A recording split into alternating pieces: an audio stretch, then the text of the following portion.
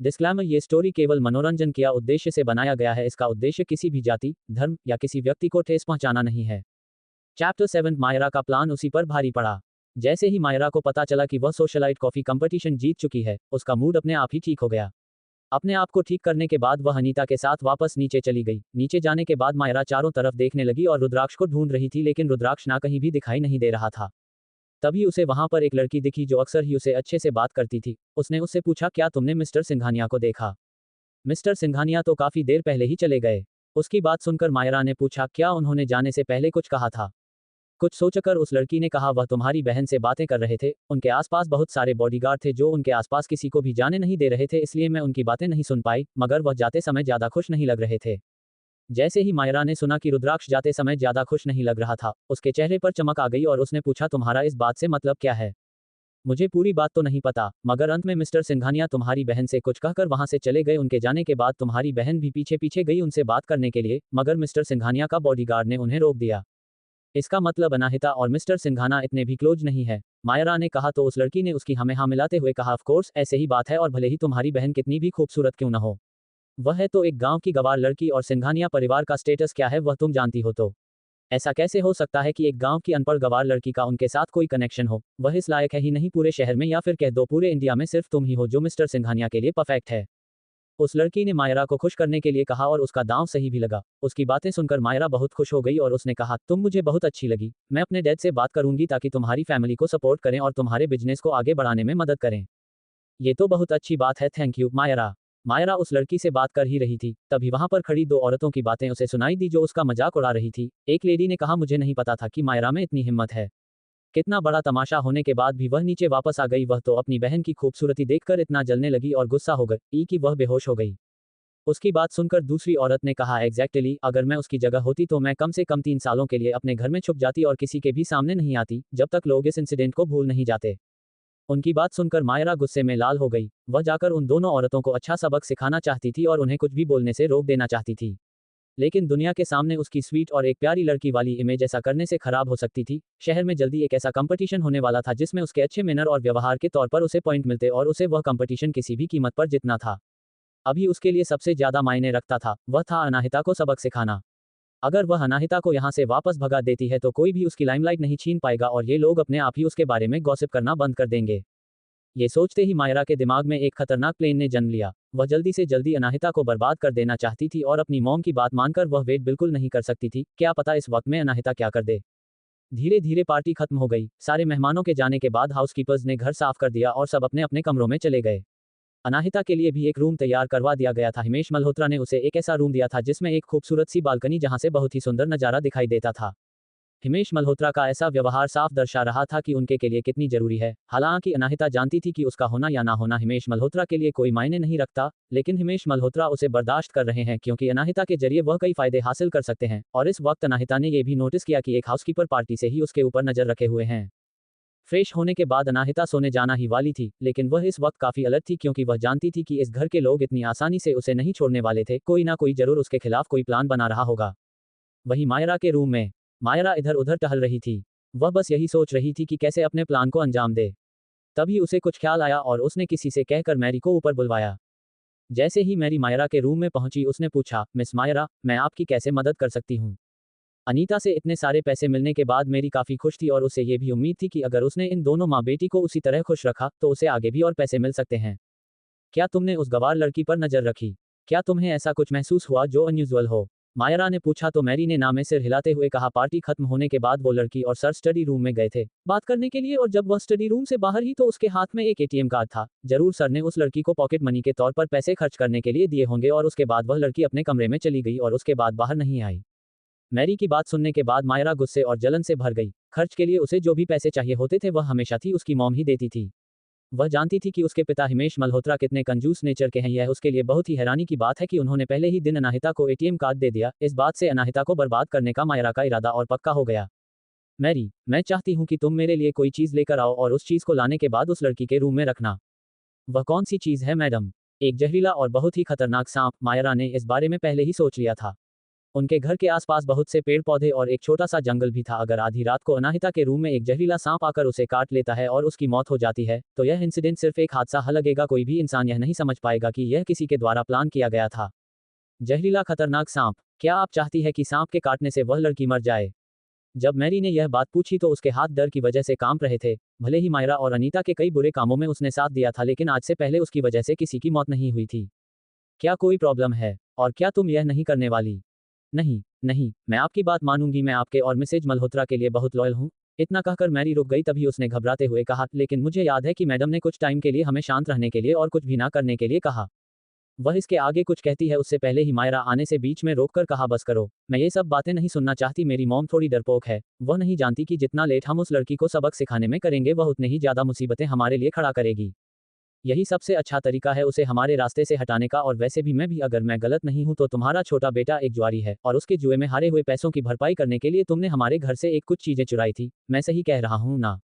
मायरा की यह बात सुनते ही मैरी बुरी तरह से हैरान हो गई और डर गई। उसने डरते हुए मायरा को देखा। वह यकीन नहीं कर पा रही थी उसके सामने खड़ी 20-21 साल की लड़की इतनी कम उम्र में उसे ब्लैकमेल कर रही है। मेरी अच्छे से जानती थी कि जो भी चीज़ है उसने घर से चुराई थी वह सभी काफ़ी महंगी थी, और अगर यह बात किसी और को पता चली तो उसे जेल भेज दिया जाएगा और वह सालों तक जेल से बाहर नहीं आ पाएगी। वह ये सब सोच ही रही थी, तभी मायरा ने फिर से कहा, ऑफ कोर्स मैरी, तुम मेरे साथ बचपन से हो और तुमने मेरा ख्याल भी रखा है, इसलिए मैं तुम्हारे साथ इतनी क्रूवल नहीं हो सकती। जब तक तुम मेरी बात मानती रहोगी तब तक मैं ये पूरा यकीन दिलाती हूँ तुम्हें ये बात किसी और को नहीं पता चलेगी। और उसके अलावा अगर तुम्हें पैसों की भी जरूरत हुई तो तुम मुझसे पैसे मांग सकती हो। सोच लो, अब चॉइस तुम्हारी है। क्या तुम ये काम करोगी? मैरी ने बेबसी में अपनी आंखें बंद कर ली। उसके पास कोई चॉइस नहीं थी। आधी रात के समय अनाहिता अपने रूम में सो रही थी, लेकिन उसने इस बात का पूरा ध्यान रखा था कि अगर कोई खतरा आसपास हो तो उसकी नींद खुल जाए। तकरीबन रात के 12 बजे उसे खिड़की से कुछ आवाज आती है सुनाई दी, जिससे उसकी आंख तो खुल गई थी, लेकिन वह बिना हिले दुले अपने बेड पर लेटी हुई थी। वह अपने बालकनी में किसी के कदमों की आहट सुन सकती थी। कोई उसकी बालकनी में आया और कुछ ही मिनट बाद वापस चला भी गया। वह जानती थी कि कोई वहां पर आया था, लेकिन वह इंसान उसके रूम में नहीं आया, सिर्फ बालकनी से ही वापस लौट गया। और अनाहिता को समझ नहीं आ रहा था कि उस इंसान ने किया क्या है। थोड़ी देर तक वैसे ही लेटे रहने के बाद जब अनाहिता पूरी तरह श्योर हो गई कि वह इंसान अब दोबारा लौटकर नहीं आएगा, तो उसने साइड टेबल से अपना फोन उठाया जो हिमेश मल्होत्रा ने उसे दिया था, और उसकी लाइट ऑन करके वह आसपास देखने लगी। उसे आसपास कुछ नजर नहीं आ रहा था। वह समझ नहीं पा रही थी कि कोई यहाँ क्यों आया था। सिर्फ उस पर जासूसी करने के लिए तो कोई इतनी रात को उसके बालकनी में नहीं आएगा। काफी देर तक देखने के बाद जब उसे कुछ नहीं मिला तो उसने बालकनी लॉक करके वापस से सोने का फैसला किया, लेकिन तभी उसकी फोन की लाइट से उसे अपने कमरे के कोने में कुछ दिखाई दिया, लेकिन दोबारा देखने पर वहां पर कुछ नहीं था। हिस, उसे इसी के सांस लेने की आवाज भी आ रही थी, लेकिन उसे कुछ दिखाई नहीं दे रहा था। लेकिन तभी उसने ये पता लगा लिया कि आवाज कहां से आ रही थी। यह आवाज उसके बेड पर से आ रही थी, जो उससे तकरीबन 3 फीट की दूरी पर था। उसने जल्दी से अपने फोन की लाइट से उस तरफ देखा, तो वहां उसके बेड पर एक कोबरा सांप काफी गुस्से में उसकी तरफ देखकर फुफकार रहा था। कोबरा सांप को देखकर एक पल के लिए अनाहिता थोड़ी डरी, लेकिन उसने खुद को संभाला और कोई आवाज नहीं की, वरना आवाज करती ही वह सांप उस पर झपट पड़ता। लेकिन अचानक से ही वह कोबरा अनाहिता की तरफ उछला, लेकिन अनाहिता की ट्रेनिंग की वजह से उसके रिफ्लेक्सेस काफी तेज थे, जिसकी वजह से वह जल्दी से साइड हट गई और सांप दूसरी तरफ गिरने लगा। लेकिन उससे पहले ही अनाहिता ने उस सांप की पूंछ पकड़ ली और उसका सर ले जाकर एक तकिए के नीचे दबा दिया। उसके बाद उसने वही एक ड्रॉअर से एक कैंची निकाली। वह जल्दी से उस सांप की गर्दन काट देना चाहती थी, लेकिन तभी उसे कुछ याद आया और उसके हाथ रुक गए। ये सांप एक कोबरा था जो यहाँ उत्तर दिशा की ओर नहीं पाया जाता था, ये दक्षिण दिशा की ओर पाया जाता। ये बात याद आते हैं उसे यह एहसास हुआ कि यह सांप अचानक से रेंगते हुए उसके कमरे में नहीं आया, बल्कि किसी ने जानबूझकर से उसके कमरे में छोड़ा है। तभी उसे याद आया कि कोई उसकी बालकनी में आया था। ये बात याद आती थी वह समझ गई कि यह सांप उसी इंसान ने छोड़ा है, और जिसने भी ये किया है वह उसे मार देना चाहता है। अनाहिता उन सारी पॉसिबिलिटीज के बारे में सोचने लगी कि कौन उसे मार देना चाहता है। सबसे पहले उसके दिमाग में हिमेश मल्होत्रा का ख्याल आया, लेकिन वह इस बात को लेकर कॉन्फिडेंट थी कि वह उसे नहीं माना चाहेगा, क्योंकि वह उसके लिए सिंघानिया परिवार तक पहुंचने की एक सीढ़ी थी। तो इसका मतलब 2 ही लोग हैं, एक अनीता और दूसरी मायरा। लेकिन अनीता चालाक है और अनाहिता के लौटने के पहले ही दिन वह कोई ऐसा काम नहीं करेगी जिससे शक उसके ऊपर जाए, तो इसका मतलब साफ था कि यह सारा किया धरा मायरा का था। जैसे ही अनाहिता के दिमाग में ख्याल आया, उसके चेहरे के एक्सप्रेशन सख्त और आंखें कोल्ड हो गई। उसने कहा, मायरा मल्होत्रा, तुमने अपने आप को कुछ ज्यादा ही चालाक समझ लिया। अगर तुम मुझे मारना चाहती हो तो इसकी सजा तुम्हें जरूर मिलेगी। रात के समय सब लोग सो चुके थे, सिवाय मायरा के। वह अभी तक जागी हुई थी और अनाहिता की मौत की खबर सुनने का इंतजार कर रही थी। उस सांप को अनाहिता के कमरे में गए हुए काफी देर हो चुकी थी और अभी तक उसे कोई खबर नहीं मिली थी। वह ज्यादा देर तक इंतजार नहीं कर सकती थी, इसलिए उसने फोन करके मैरी को उसके रूम में बुलाया। जैसे ही मैरी उसके रूम में आई, उसने पूछा, क्या तुमने मेरा कहा हुआ काम नहीं किया? और अगर नहीं किया है तो इंतजार करो, सुबह पुलिस आती ही होगी तुम्हें लेने के लिए। जैसे ही मैरी नहीं है सुना वह पैनिक हो गई और उसने जल्दी से कहा, आप मुझे गलत समझ रही है। मैं आपके कहे अनुसार मैंने एक बहुत ही जहरीला सांप खरीद लिया था और मैंने ही वह साहब उस लड़की के रूम में 2 घंटे पहले ही छोड़ दिया था। अगर ऐसी बात है तो मुझे अब तक कुछ सुनाई क्यों नहीं दिया? अगर सांप ने उसे काटा होता तो वह जग गई होती और दर्द में चिल्ला रही होती। मेरा रूम उसके रूम के बिल्कुल पास है, मुझे अब तक कोई चीखें क्यों नहीं सुनाई दी? मायरा ने गुस्से में पूछा। मुझे कुछ नहीं पता। हो सकता है कि उस सांप ने उसे काटा ही ना हो। मायरा की यह बात सुनकर मेरी ने ना में सर हिलाते हुए कहा, नहीं, उस सांप बेचने वाले ने मुझे ये बात कंफर्म की थी कि वह सांप बहुत गुस्से में है और कई दिनों से भूखा भी।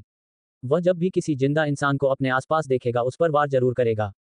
उसकी बात सुनकर मायरा कंफ्यूज हो गई। उसने गुस्से में पूछा, तो उसने अटैक किया क्यों नहीं? हो क्या रहा है?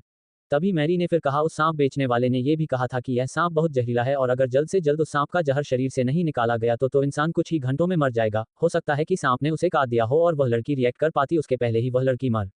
मैरी इसके आगे कुछ कहती है, उससे पहले ही मायरा ने से बीच में रोका और कहा, इसका मतलब वह शायद मर चुकी होगी। अगर ऐसा है मिस, तो क्या मैं किसी बहाने से जाकर उसके रूम में चेक करूं? मायरा ने अपना हाथ हिलाते हुए कहा, उसकी कोई जरूरत नहीं है। अगर तुम उसके रूम में गई तो सारा शक तुम पर चला जाएगा और उसके अलावा अगर वह जिंदा हुई तो उसे टाइम पर हॉस्पिटल ले जाने की वजह से वह बच भी सकती है। मैं तुमसे कहूंगी कि तुम जाओ और सो जाओ, हम रात गुजरने का इंतजार करते हैं, तब तक तो लड़की पक्का मर जाएगी और कल सुबह उसके कमरे में उसकी लाश मिलेगी। मैरी ने हाँ में सर हिलाते हुए कहा, यू आर राइट मिस, सुबह तक तो पक्का मर जाएगी और उसके बाद भगवान भी उसे जिंदा नहीं कर पाएंगे। मैरी की बात सुनकर मायरा बहुत खुश हो गई। उसके एक्सप्रेशन से साफ पता चल रहा था कि वह कितनी एक्साइटेड है। खुशी के मारे उसने अपने गले से एक डायमंड का पेंडेंट निकालकर मैरी को दे दिया और कहा, तुमने बहुत अच्छा काम किया, ये तुम्हारा रिवॉर्ड है और अगर तुम्हें और कुछ भी चाहिए हो तो तुम बेझिझक मुझसे मांग सकती हो। थैंक यू मैम, मैरी ने खुशी से कहा। जो अनाहिता को मारने का उसके मन में गिल्ट और डर था वह निकलेश को देखते ही गायब हो गया। ठीक है, फिर तुम जाओ, सो जाओ और मैं भी आजाद बहुत अच्छे ही नींद सोएंगी, मायरा ने कहा तो मैरी उसके रूम से चली गई। उसने मन में पहले ही सोच लिया था कि कल सुबह उसकी बहन की लाश देखने के बाद उसे कैसे रिएक्ट करना है और उसके अंतिम संस्कार पर कितना रोना है। उसे अपनी एक्टिंग स्किल्स पर बहुत भरोसा था कि अनाहिता की लाश पर इतनी अच्छी सी रोएगी कि सबको यकीन दिला देगी कि वह अपनी बहन से कितना प्यार करती थी। यही सब सोचकर वह मुस्कुराते हुए बेड पर लेट गई और लाइट्स बंद कर दी। थोड़ी देर में वह गहरी नींद में सो गई। उसे बहुत ही अच्छा सपना आ रहा था। उसके सपने में अवार्ड सेरेमनी वाले दिन रुद्राक्ष के टैलेंट से इतना इंप्रेस हो गया कि उसने सबके सामने उससे शादी करने की अनाउंसमेंट कर दी और उसके बाद रुद्राक्ष से शादी करके वह हमेशा खुशी खुशी रहने लगी। वह यही सपना देखकर नींद में मुस्कुराए जा रही थी, इस बात से अनजान कि इस वक्त कोई उसके बालकनी में आ गया है। 1 घंटा और बीत गया। सब लोग अपने कमरे में आराम से सो रहे थे, तभी उन्हें एक जोरदार चीज सुनाई दी। क्या हो गया है? क्या हुआ? मुझे नहीं पता, मैंने सिर्फ एक चीख सुनी। जल्दी चलो, लगता है ये ठीक मिस मायरा के रूम से आई है। सारे हाउसकीपर ने एक दूसरे से कहा और वह लोग तेजी से दौड़कर मायरा रूम की तरफ भागे। भगवान का शुक्र था कि मायरा ने अपना रूम ब्लॉक नहीं किया था, इसलिए सारे हाउसकीपर जल्दी से उसके रूम का दरवाजा खोलकर अंदर चले गए। जब वह लोग अंदर गए तो अंदर का नजारा देखकर बुरी तरह डर गए, क्योंकि मायरा अपने बेड पर लेटी हुई थी और उसके मुंह से झाग आ रहा था। उसका चेहरा पूरा नीला हो गया था। उसे देखकर लग रहा था कि किसी भी वक्त उसकी जान चली जाएगी। लेकिन कुछ ही सेकंड में उन लोगों ने अपना होश संभाला। एक हाउसकीपर दौड़कर मायरा के पास जाने ही वाली थी, तभी किसी ने पीछे से चिल्लाकर कहा, वेट, वहां पर मत जाओ, वह सांप अभी भी मिस मायरा के पास ही है, वह तुम्हें काट लेगा। इतना सुनते ही वह हाउसकीपर रुक गई। चैप्टर 8, मायरा खतरे से बाहर। जैसे ही उस हाउसकीपर ने यह कहा कि सांप अभी भी मायरा के पास है, तो सारे उस हाउसकीपर के हाथ के दिशा में देखने लगे, जहां पर कोबरा सांप अपना फन फैलाकर बैठा था और फुफकार रहा था। उस सांप को देखकर सारे नौकर डर गए और कांपने लगे। यहाँ खतरा है, भागो यहाँ से, कहकर सारे हाउसकीपर रूम से बाहर भाग गए। सभी हिमेश और अनीता भी मायरा के रूम में आ गए। उन्होंने देखा सांप अभी भी वहीं बैठा गुस्से में फुफकार रहा था। सांप को देखकर हिमेश मल्होत्रा 2 कदम पीछे हट गए कि कहीं सांप उन्हें काट ना ले, और वही अनीता का चेहरा पीला पड़ गया। वह चिल्लाने लगी, यहाँ हो क्या रहा है? उस सांप को कोई भगा क्यों नहीं रहा? खड़े खड़े तमाशा मत देखो, उस सांप को मारो वरना मेरी बेटी मर जाएगी। अनीता की बात सुनकर सारे हाउसकीपर्स एक दूसरे को देखने लगे, लेकिन कोई भी आगे जाने के लिए तैयार नहीं था। इतने खतरनाक और जहरीले सांप से लड़ना मुश्किल था और कोई भी अपनी जान खतरे में नहीं डालना चाहता था। अब तक मैरी भी वहां पहुंच गई थी और डर के मारे कांप रही थी। उसने मन ही मन कहा, मैंने तो ये सब उस लड़की के कमरे में छोड़ा था, ये सब यहाँ कैसे पहुंचा? अब क्या होगा? जब वह पहले सांप को लेकर यहाँ आ रही थी तभी उसकी डर के मारे हालत खराब थी, जबकि उस वक्त सांप एक बॉक्स में पूरी तरह से बंद था, लेकिन अब वह पहले से भी ज्यादा डरी हुई थी क्योंकि वह जानती थी कि वह सांप कितना जहरीला है। मैरी को यह भी पता था कि अगर मायरा को जल्दी हॉस्पिटल नहीं ले जाया गया तो सांप जहर से उसकी मौत हो जाएगी। जब अनीता ने देखा कि कोई भी सांप को हटाने के लिए आगे नहीं बढ़ रहा तो वही हिमेश के पास गई और रोते हुए कहने लगी, डियर प्लीज जाकर उस सांप को मार दो, वह हमारी बेटी की जान ले लेगा। हिमेश मल्होत्रा भी बाकियों की तरह डरा हुआ था और वह सांप के नजदीक नहीं जाना चाहता था, लेकिन घर के नौकरों के सामने वह अपनी इज्जत भी नहीं गंवाना चाहता था। अगर इस वक्त डर के मारे उसने मायरा को नहीं बचाया तो सब लोग उस पर हंसेंगे, इसलिए मजबूरी में उसे जाना ही था। आगे बढ़ने के लिए जैसे उसने अपना कदम बढ़ाया, उसे एक आवाज सुनाई दी, डेड, इतनी रात को आप लोग सब यहाँ क्या कर रहे हैं? हिमेश ने मुड़कर देखा तो वहां पर नींद से बोझिल आंखों के साथ अनाहिता खड़ी थी। उसे देखकर लग रहा था कि वह अभी ही उठी है। तुम्हारी बहन के रूम में एक जहरीला सांप है, उसने तुम्हारी बहन को काट दिया है, जिसके बाद वह बेहोश हो गई है, मुझे उसे बचाना होगा, हिमेश मल्होत्रा ने जवाब दिया। नहीं, आप ऐसा नहीं कर सकते, अनाहिता ने तुरंत कहा। ये बहुत डेंजरस है, आप इस तरह उस सांप के पास नहीं जा सकते। जैसे ही अनाहिता के मुंह से अनीता ने यह बात सुनी, उसका खून गुस्से में खौलने लगा। उसने अपना हाथ उठाया और अनाहिता के गाल पर एक जोरदार थप्पड़ जड़ दिया। अनाहिता के रिफ्लेक्सेस इतनी तेज थी कि वह अनीता का हाथ झटक सकती थी या फिर डोज कर सकती थी, लेकिन उसने ऐसा ना करने का फैसला किया और थप्पड़ खा लिया। अनीता का थप्पड़ पड़ते ही अनाहिता के गोरे गालों पर उसके 5 उंगलियों के निशान छप गए और गाल पूरी तरह से लाल हो गया। क्यों बिच, तुम मेरी बेटी को मार डालना चाहती हो, है ना? अभी के अभी ऐसे चली जाओ, मुझे तुम्हारी यह मनहूस शक्ल देखनी ही नहीं है। मोहन, इसे निकालकर बाहर फेंको, अनीता ने गुस्से में चिल्लाते हुए कहा। मोहन अंकल वहां पर बहुत पहले से काम करते थे, जब अनाहिता छोटी थी तब से ही, और वह अनाहिता के साथ कुछ गलत नहीं कर सकते थे, इसलिए उन्होंने उम्मीद से हिमेश मल्होत्रा की तरफ देखा कि शायद वह अनाहिता को बचाएंगे। इससे पहले कि हिमेश मल्होत्रा कुछ सोच पाते या बोल पाते, उससे पहले ही अनाहिता ने रोते हुए कहा, डैड, मुझे सिर्फ आपकी फिक्र थी, वैसे भी आप हेड ऑफ द फैमिली है, अगर आपको कुछ हो गया तो हम क्या करेंगे? अभी अभी तो मैं आपसे मिली हूं, मैं आपको खोना नहीं चाहती थी। अनाहिता ने इतने मासूमियत और ईमानदारी से कहा कि हिमेश मल्होत्रा का दिल पिघल गया। उसने खुद से ही कहा, ये ठीक कह रही है, मैं हेड ऑफ द फैमिली हूँ, सबका ख्याल मुझे ही रखना है। अगर मुझे कुछ हो गया तो इन लोगों का क्या होगा? सिर्फ मेरी प्यारी बेटी ही मेरे बारे में अच्छा सोच रही है और उसे मेरी चिंता है, बाकी सब तो मुझे मारने पर तुले हुए हैं। जैसे ही यह ख्याल हिमेश मल्होत्रा का दिमाग में आया, उसने गुस्से में घुरकर अनीता को देखा और डांटते हुए कहा, तुमने उसे मारा क्यों? उसे सिर्फ मेरी सेफ्टी की चिंता थी, मगर ये लड़की मेरी मायरा को। इसके आगे अनीता कुछ कहती उससे पहले ही अनाहिता ने उसे बीच में रोकते हुए कहा, आंटी अनीता, अगर आप मेरे बारे में ऐसा सोचती हैं तो मैं अभी अपने एक्शन से यह प्रूव कर दूंगी कि मैं सिर्फ अपनी बहन का भला चाहती हूँ और मेरे होते हुए उसे कुछ नहीं होगा। इतना कहकर अनाहिता ने 1 मिनट के हाथ में पकड़े डंडे को लिया और सांप की तरफ आगे बढ़ने लगी। उसके चेहरे पर डर और घबराहट बिल्कुल नहीं थी।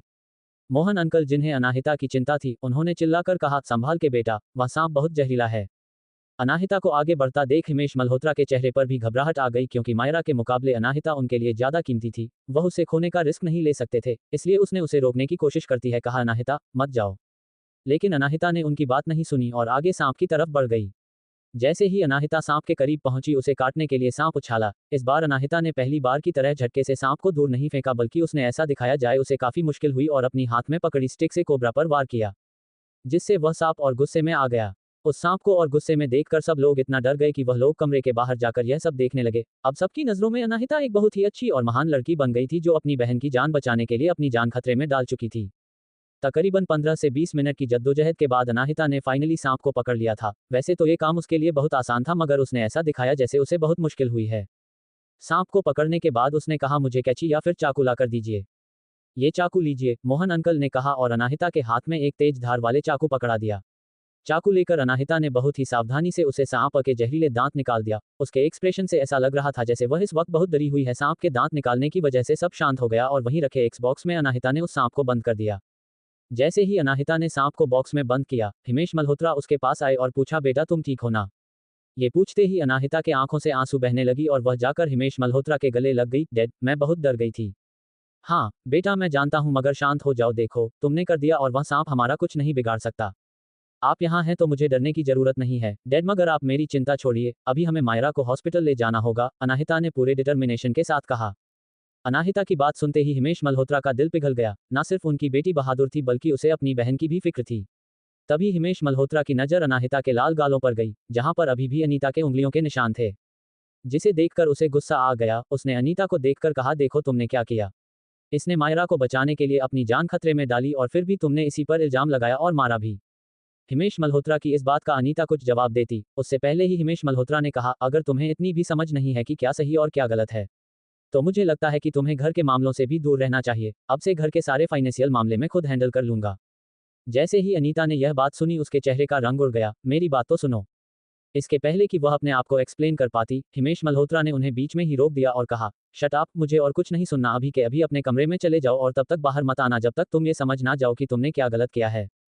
तभी एक हाउसकीपर ने कहा, मिस्टर मल्होत्रा, एम्बुलेंस आ गई है। उस हाउसकीपर की बात सुनकर हिमेश मल्होत्रा को मायरा का ध्यान आया। उसने जल्दी से एक हाउसकीपर को मायरा को जल्दी से एम्बुलेंस पर ले जाने के लिए कहा और अनाहिता को साथ लेकर हॉस्पिटल के लिए निकलने लगा। तभी अनीता ने रोते हुए कहा, प्लीज मुझे भी अपने साथ ले चलो, मायरा मेरी बेटी है, मैं उसे इस हालत में छोड़कर घर पर नहीं रह सकती। भले ही इस वक्त अनीता की हालत बहुत खराब दिख रही थी और उसे देखकर किसी को भी दया आ सकती थी, लेकिन हिमेश मल्होत्रा का दिल नहीं पिघला। उसने कहा, मुझे तुम्हारी बातों को बिल्कुल भरोसा नहीं है। फिर उसने एक हाउसकीपर से कहा, मिसेज मल्होत्रा को अभी के अभी उनके रूम में ले जाया जाए और जब तक मैं ना कहूं कोई भी बाहर से दरवाजा नहीं खोलेगा। हिमेश मल्होत्रा का ऑर्डर सुनते ही दो हाउसकीपर रोती हुई अनीता को लगभग घसीटते हुए उसके रूम में ले गए और उसके बाद अनाहिता और हिमेश मल्होत्रा एम्बुलेंस में जाकर बैठ गए। तभी अनाहिता ने अपनी सॉफ्ट आवाज में कहा, डैड क्यों ना आप आंटी को भी हमारे साथ ले चले, वह कितना प्यार करती हैं मायरा से, अगर वह घर पर रहेंगे चिंता कर करके अपनी तबीयत बिगाड़ लेंगी। लेकिन हिमेश मल्होत्रा ने उसकी बात नहीं मानी और उसकी तरफ देखकर पूछा, बच्चे, गांव में तुम्हारी जिंदगी बहुत मुश्किल रही होगी ना? नहीं, बिल्कुल नहीं, मेरी जिंदगी बहुत अच्छी थी, अनाहिता ने जवाब दिया। उसका हर एक शब्द सच था, इन लोगों ने उसे अडॉप्ट किया था, उनके साथ उसने एक बहुत ही अच्छी जिंदगी बिताई थी। लेकिन हिमेश मल्होत्रा को लगा कि अनाहिता अपना दुख उनके सामने जाहिर नहीं करना चाहती, इसलिए उसने कहा, तुम बहुत भोली हो, इस हाई सोसाइटी में सर्वाइव करने के लिए तुम्हें बहुत कुछ सीखने की जरूरत है, मैं धीरे धीरे तुम्हें सब कुछ सिखा दूंगा। थैंक यू डैड, हम परिवार है, इसलिए तुम्हें मुझे थैंक यू कहने की जरूरत नहीं है। वो लोग बात कर ही रहे थे तभी एम्बुलेंस हॉस्पिटल पहुंच गई। मायरा को जल्दी से इमरजेंसी रूम में ले जाया गया, उसकी दिल की धड़कन बहुत ही धीमी हो गई थी। अनाहिता और हिमेश मल्होत्रा इमरजेंसी रूम के बाहर बैठे हुए थे। हिमेश मल्होत्रा काफी घबराए हुए थे क्योंकि अनाहिता और मायरा दोनों ही उनके लिए काफी कीमती थी, जो उनके फ्यूचर में उनकी मदद करेंगी और अगर मायरा को कुछ हो गया तो उनका एक सपोर्ट सिस्टम कम हो जाएगा। तकरीबन 1 घंटे बाद फाइनली इमरजेंसी रूम का दरवाजा खुला। जैसे ही डॉक्टर बाहर आए हिमेश मल्होत्रा ने तुरंत जाकर पूछा, डॉक्टर मेरी बेटी कैसी है? अभी पेशेंट खतरे से बाहर है, लेकिन कुछ दिनों तक उसे हॉस्पिटल में ही रहना होगा और हम उसे मॉनिटर करेंगे। सांप का जहर बहुत ही खतरनाक था, अगर उसे टाइम पर हॉस्पिटल नहीं लाया जाता तो कोई भी उसे बचा नहीं पाता। मगर मुझे आप लोगों से एक बात पूछनी है, इस सांप ने आपकी बेटी को काटा कैसे? ये सब तो शहर में पाया ही नहीं जाता। जैसे ही डॉक्टर ने यह बात कही, हिमेश मल्होत्रा कंफ्यूजन में पूछा, आपका इस बात से मतलब क्या है? हमारा घर जंगल के कुछ ज्यादा ही करीब है, आज से पहले 1-2 बार और भी सांप हमारे घर में आ गए थे। डॉक्टर ने अपना सर ना में हिलाते हुए कहा, ये सब स्पेशली दक्षिण दिशा की ओर पाया जाता है और वह भी घने जंगलों में, इस तरह शहरी इलाके में उसे पाना बहुत ही मुश्किल है। मैं भी वहीं से आया हूं इसलिए मुझे पता है, मुझे लगता है आपको इस बारे में ठीक से जांच करनी चाहिए। जैसे ही हिमेश मल्होत्रा को डॉक्टर की बात समझ में आई, उसे गुस्सा आने लगा। उसने पूछा, आपके कहने का मतलब यह है कि किसी ने जानबूझकर मायरा को मारने की कोशिश की है? ऐसा हो सकता है? डॉक्टर की बात सुनते ही हिमेश मल्होत्रा ने गुस्से में अपनी मुठिया का कस ली। कौन हो सकता है? वह कौन हो सकता है जो मेरी बेटी को मारना चाहता है? इतना कहते ही उसकी नजर अनाहिता पर गई और उसके चेहरे पर अनाहिता को लेकर शक दिखाई देने लगा। अनाहिता ने उसके एक्सप्रेशन नोटिस कर लिए, लेकिन उसने ऐसे दिखाए जैसे उसे समझ नहीं आया और गुस्से में बोली, उनकी हिम्मत कैसे हुई? वह लोग हमारे घर में सांप ले आए। डैड, आपको जरूर इस मामले की जांच करनी चाहिए, हम एक खूनी को इसी तरह खुला नहीं छोड़ सकते। अनाहिता की बात सुनते ही हिमेश मल्होत्रा का शक दूर हो गया। उसे पूरा यकीन था कि यह लड़की जो अभी अभी इस शहर में आई है, वह इतना खतरनाक प्लान नहीं बना सकती और अगर उसी का प्लान ये सब होता तो क्यों अपनी जान खतरे में डालकर उस सांप को पकड़ती। उसे अनाहिता पर शक नहीं करना चाहिए। यही सोचकर उसने कहा, अनाहिता पहले घर चलते हैं, मैं इस मामले की पूरी जांच करूंगा और पता करूंगा कि यह सब किसने किया है। आप ठीक कह रहे हैं डैड, हमें इस मामले की पूरी तरह से जांच करनी चाहिए जिसने भी ये किया है। आज उसका निशाना मायरा थी और कल उसका निशाना आप भी हो सकते हैं, जल्दी से जल्दी उस इंसान को पकड़कर सजा देनी होगी, अनाहिता ने गुस्से में कहा। हिमेश मल्होत्रा ने भी हाँ में सर हिलाया और मायरा का ध्यान रखने के लिए कुछ नर्स को ड्यूटी देकर वह अनाहिता के साथ घर वापस चला गया। घर पर अपने कमरे में अनीता बार बार अपना फोन चेक कर रही थी। जब उसे मैसेज मिला कि मायरा ठीक है तब उसने एक राहत की सांस ली, लेकिन जब सामने वाले ने मैसेज करके उसे यह बताया कि वह सांप जानबूझकर मायरा के कमरे में छोड़ा गया था जिससे मायरा मर जाए, तो अनीता का गुस्सा 7वें आसमान पर पहुंच गया था। तभी बाहर से किसी हाउसकीपर ने उसे बताया कि सर घर आ गए हैं। अनीता किसी भी कीमत पर अपने रूम से बाहर जाना चाहती थी, लेकिन हिमेश मल्होत्रा की मर्जी के बिना वह कमरे से बाहर नहीं जा सकती थी। लेकिन वह अब कमरे में भी नहीं रहने वाली थी, इसलिए उसने वही रखा एक फ्लावर पॉट उठाया और दरवाजे पर दे मारा, जिससे दरवाजे का कांच टूट गया और टूटे हुए कांच से हाथ बाहर निकालकर उसने दरवाजा खोल लिया। जब हिमेश मल्होत्रा और अनाहिता घर पहुंचे तो उन्होंने देखा कि अनीता दौड़ते हुए सीढ़ियों से नीचे उतर रही थी। हिमेश, यह अनाहित का ही किया धरा है, इस घटिया लड़की ने ही सांप मायरा के कमरे में छोड़ा था ताकि मायरा मर जाए। यही अभी अभी गांव से आई है और गांव में से सांप पाना बहुत आसान बात है, अब तुम ही मायरा को इंसाफ दिला सकते हो। अनीता की बात सुनकर अनाहिता नहीं दर्द भरे एक्सप्रेशन और आंखों में आंसू लाकर कहा, आंटी आपको मुझ पर शक था, इसीलिए मैंने अपनी जान खतरे में डालकर मायरा को बचाया, लेकिन फिर भी आप मुझ पर इल्जाम लगा रही हैं और आप तो ये भी कह रही हैं कि साथ में लेकर आई थी। अनीता ने अनाहिता को देखकर जोर से चिल्लाते हुए कहा, तुम ही थी वह। मैं जानती हूँ, इसलिए यह नाटक करना बंद करो हिमेश, पहले इसे कमरे में बंद करो और उसके बाद इसे तब तक खाना नहीं तो जब तक ये सच ना बताएं। अनीता की बात सुनकर हिमेश मल्होत्रा ने चिल्लाते हुए कहा, चुप हो जाओ, तुमने पहले भी एक बार इस पर इल्जाम लगाया, क्या तुम चुप हो सकती हो? मैं इस मामले की पूरी जांच करूंगा और पता लगा लूंगा कि यह सब किसने किया है, इसलिए तुम अपने कमरे में जाओ और वहीं रहना। कोई अनीता को उसके कमरे में लेकर जाए और इस बार पूरा ध्यान रखना कि वह वापस कमरे से बाहर ना आ सके। हिमेश मल्होत्रा की बात सुनकर हाउसकीपर एक बार फिर अनीता को घसीटते हुए वापस उसके कमरे में ले जाने लगे। वह चिल्ला रही थी लेकिन उसकी बात किसी ने नहीं सुनी, नहीं सब उसे अनीता को जाते हुए देखते रहे। अनाहिता को अब पक्का यकीन हो गया था कि इस सांप वाले इंसिडेंट का आइडिया पूरा का पूरा मायरा का ही था। अगर यह प्लान अनीता का होता तो वह हिमेश मल्होत्रा को इन्वेस्टिगेशन करने के लिए नहीं कहती। अनाहिता ने हिमेश मल्होत्रा की तरफ मुड़कर कहा, डैड मैंने अभी नोटिस किया कि यहाँ पर बहुत सारे सर्विलेंस कैमरा है, तो आप उनकी फुटेज चेक कीजिए और आप कुछ लोगों को वहाँ भी भेजिए जहाँ से सांप खरीदे जा सकते हैं और उस सांप बेचने वाले से पूछिए कि किसने हाल फिलहाल में सांप खरीदे थे। अनाहिता की बात सुनकर हिमेश मल्होत्रा ने हाँ में सर हिलाया और हाउसकीपर्स को जैसा अनाहिता ने कहा वैसा करने के लिए कह दिया और कुछ हाउसकीपर्स को घर में भी फैला दिया ताकि वह ये चेक कर सके कि घर में और कोई सांप तो नहीं। एक आधे घंटे बाद ही एक हाउसकीपर ने सर्विलेंस कैमरा चेक किया और उसके बाद ही आकर हिमेश मल्होत्रा से कहा, सर हमने सर्विलेंस कैमरा चेक किया, कल रात को 11 बजे के आसपास सिर्फ एक ही इंसान मिशन से बाहर गया था और वह थी मायरा मिस की नैनी मैरी। उसकी बात सुनकर हिमेश मल्होत्रा ने कहा, मैरी, ठीक है फिर उसे जल्द से जल्द यहाँ बुलाओ, उसे मेरे सवालों का जवाब देना होगा। चैप्टर 9 मैरी ने सबको सच बता दिया। जल्दी ही मैरी को पकड़कर हिमेश मल्होत्रा के सामने ले आया गया। जैसे ही मैरी ने हिमेश मल्होत्रा को गुस्से में देखा, वह पैनिक होकर चिल्लाने लगी, सर मैंने कुछ नहीं किया, मैं कल रात इसलिए बाहर गई थी क्योंकि मेरे नालायक बेटे ने फिर से मुसीबत खड़ी कर दी थी। मेरा इस सांप वाले मामले से कोई लेना देना नहीं है, मैंने हमेशा आपके यहाँ ईमानदारी से काम किया है। लेकिन मैरी की मिन्नतों का हिमेश मल्होत्रा पर कोई असर नहीं पड़ा। हिमेश मल्होत्रा आगे आया और एक हाउसकीपर के हाथों में बैट पकड़ाते हुए उसने कहा, ये लो और इससे मारो। हिमेश मल्होत्रा का ऑर्डर सुनते ही हाउसकीपर का हाथ कांपने लगा। वह एक औरत पर इतनी बेदर्दी नहीं कर सकता था। जब हिमेश मल्होत्रा ने देखा कि उसकी पर उसकी बात नहीं मान रहा तो उसने गुस्से में कहा, तुम चाहते हो कि मैं तुम्हें नौकरी से निकाल दूं और चोरी के इल्जाम में जेल भी भिजवा दूं। जैसे ही उस हाउसकीपर हिमेश मल्होत्रा की बात सुनी, वह डर गया और हिमेश मल्होत्रा का ऑर्डर मानते हुए उसने उस बैट से मैरी को मारा। एक ही बार से मैरी की स्किन निकल गई और वहां से खून आने लगा। ये दर्द बहुत दर्दनाक था जिसके कारण वह फ्लोर पर बैठी हुई ही चीखने लगी।